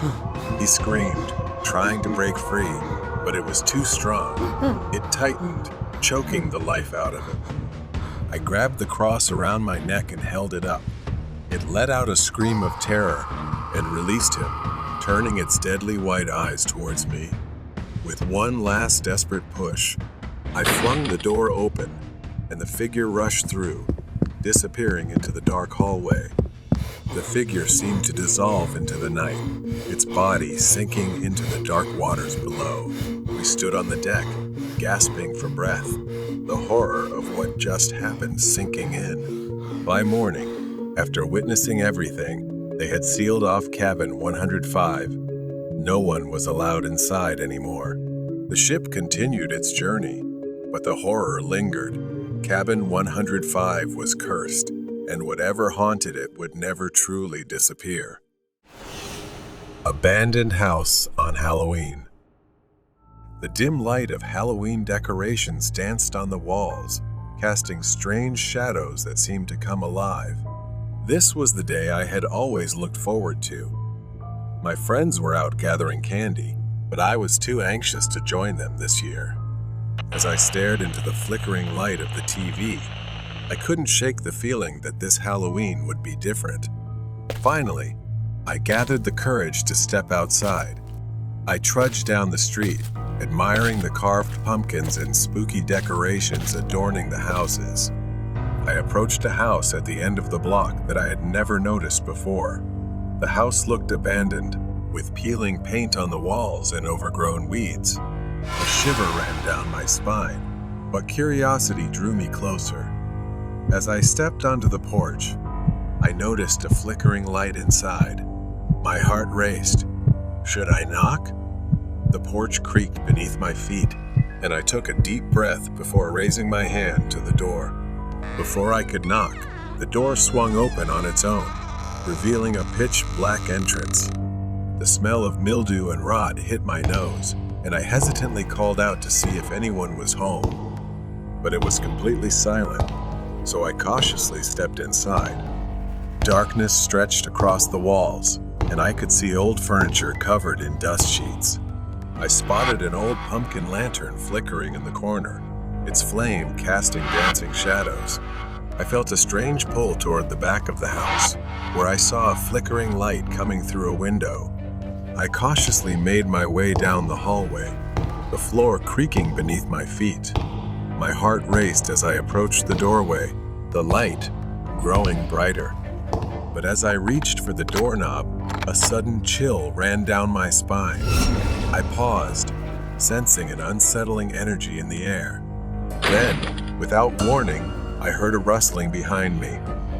I turned to see the door I had just passed through slowly closing, as if someone or something was pushing it shut. Panic surged within me. I forced the door open, only to reveal a cluttered living room shrouded in darkness. And then, there he was. An old man sat in a rocking chair, dressed in tattered clothes, with a long beard and wild hair. His eyes sunk deep into his face. He rocked slowly back and forth, making the chair creak in the silence, thickening the atmosphere. I felt a wave of fear wash over me, but I couldn't take my eyes off his movements. As I took a step back, wanting to retreat, the door slammed shut behind me. Panic surged within me. I was trapped in this old, eerie house with a strange, terrifying man. Suddenly, the old man spoke, his voice hoarse and deep. "You've come for the treats, haven't you?" My throat tightened as I nodded slowly, fear coursing through me. I could hardly make out his features in the dim light.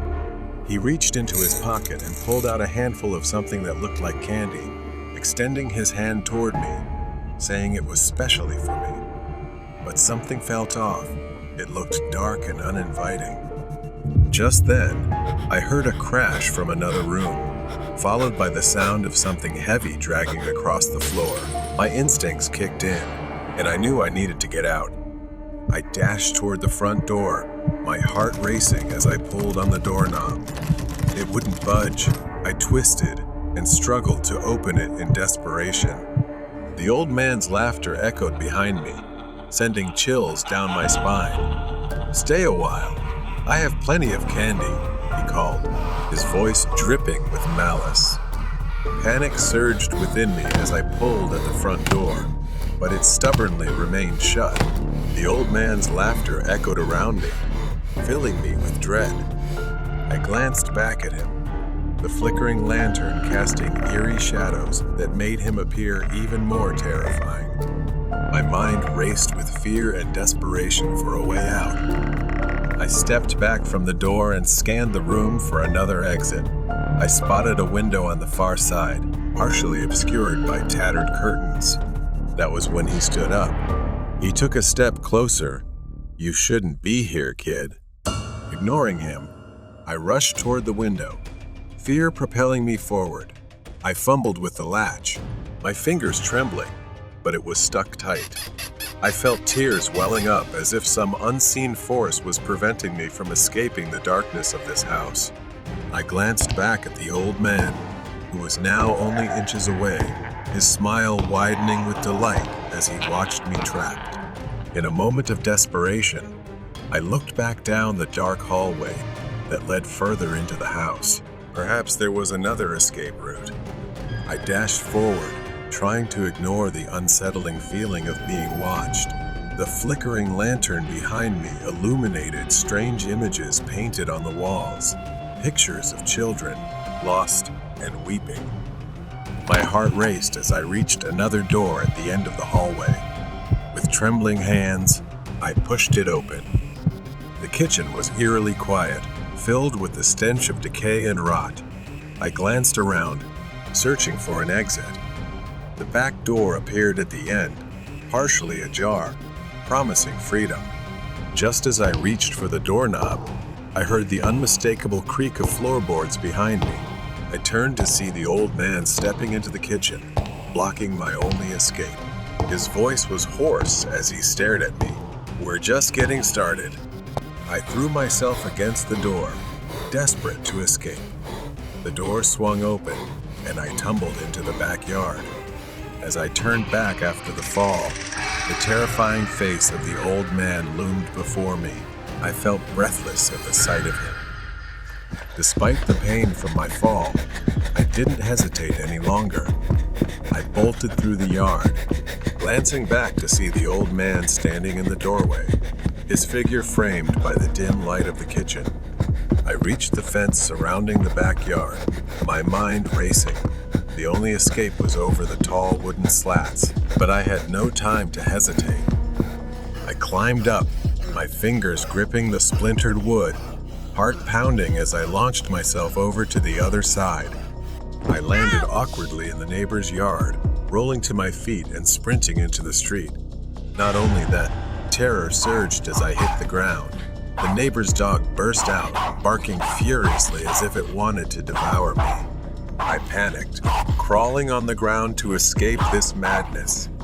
I could hear nothing but the blood pounding in my ears as I ran onto the main road. The Halloween decorations lining the street now looked terrifying, their shadows stretching under the moonlight. I sprinted down the street, glancing back at the house, terrified the old man was watching me. I couldn't slow down. I needed to get home, to safety. Each breath became labored as I turned the corner, and the familiar sight of my house came into view. I burst through the gate and rushed to the front door, my fingers fumbling at the lock as I desperately tried to get inside. I flung the door open and stumbled into the safety of my home. Gasping for breath, heart pounding, I slammed the door shut behind me, locking it immediately and sliding down against the door. My mom was still at work, and the house felt eerily quiet. As I peered outside, a figure moved through the yard. My heart skipped a beat. I squinted, but thankfully it was just a neighbor walking their dog. I exhaled, relief flooding through me, but it didn't last long. As I lay in bed that night, darkness enveloped me. I couldn't shake the feeling that the old man was still out there, waiting in the shadows. Perhaps this Halloween would be one filled with terror for me. The troublemaker at Starbucks. Lai had just graduated from college and found a temporary job, which left her struggling to find a place to live. Lai rented a small apartment near a Starbucks, where she worked as a barista. Starbucks was a hangout spot for local musicians and artists, the kind of crowd who knew their coffee. It stayed open until midnight, sometimes even later on weekends. Lai worked the night shift, a shift most employees weren't fond of. The pay was decent, though not great, but the shifts were quiet. However, there was always something unsettling about the empty cafe late at night, especially toward closing time. She spent most of her time cleaning and making coffee to keep herself busy. Nick, a friend of Lai's, would sometimes drop by to keep her company. He knew everyone who worked there, but one summer night, everything changed. Nick wasn't there that evening. He didn't show up because he was attending a friend's wedding, leaving Lai to face the night shift alone. By midnight, she had made only $10 in tips, and the store was almost entirely empty. But she felt grateful that she didn't have to deal with any difficult customers. She went to the back room to fill the mop bucket and started cleaning the floor. The silence was peaceful, but something felt off. Out of the corner of her eye, she saw a shadow pass by the front window. Lai glanced up, but no one was there. She called out, asking if anyone was there, thinking a customer had come in through the back door, but there was no response. After a moment of hesitation, she shrugged, thinking she had imagined it, and went back to cleaning behind the counter. Suddenly, she heard the bathroom door open. Lai's heart started pounding, and she felt uneasy. She hadn't seen anyone come in, and the store had been completely empty just minutes before. To her surprise, Nick walked out of the bathroom.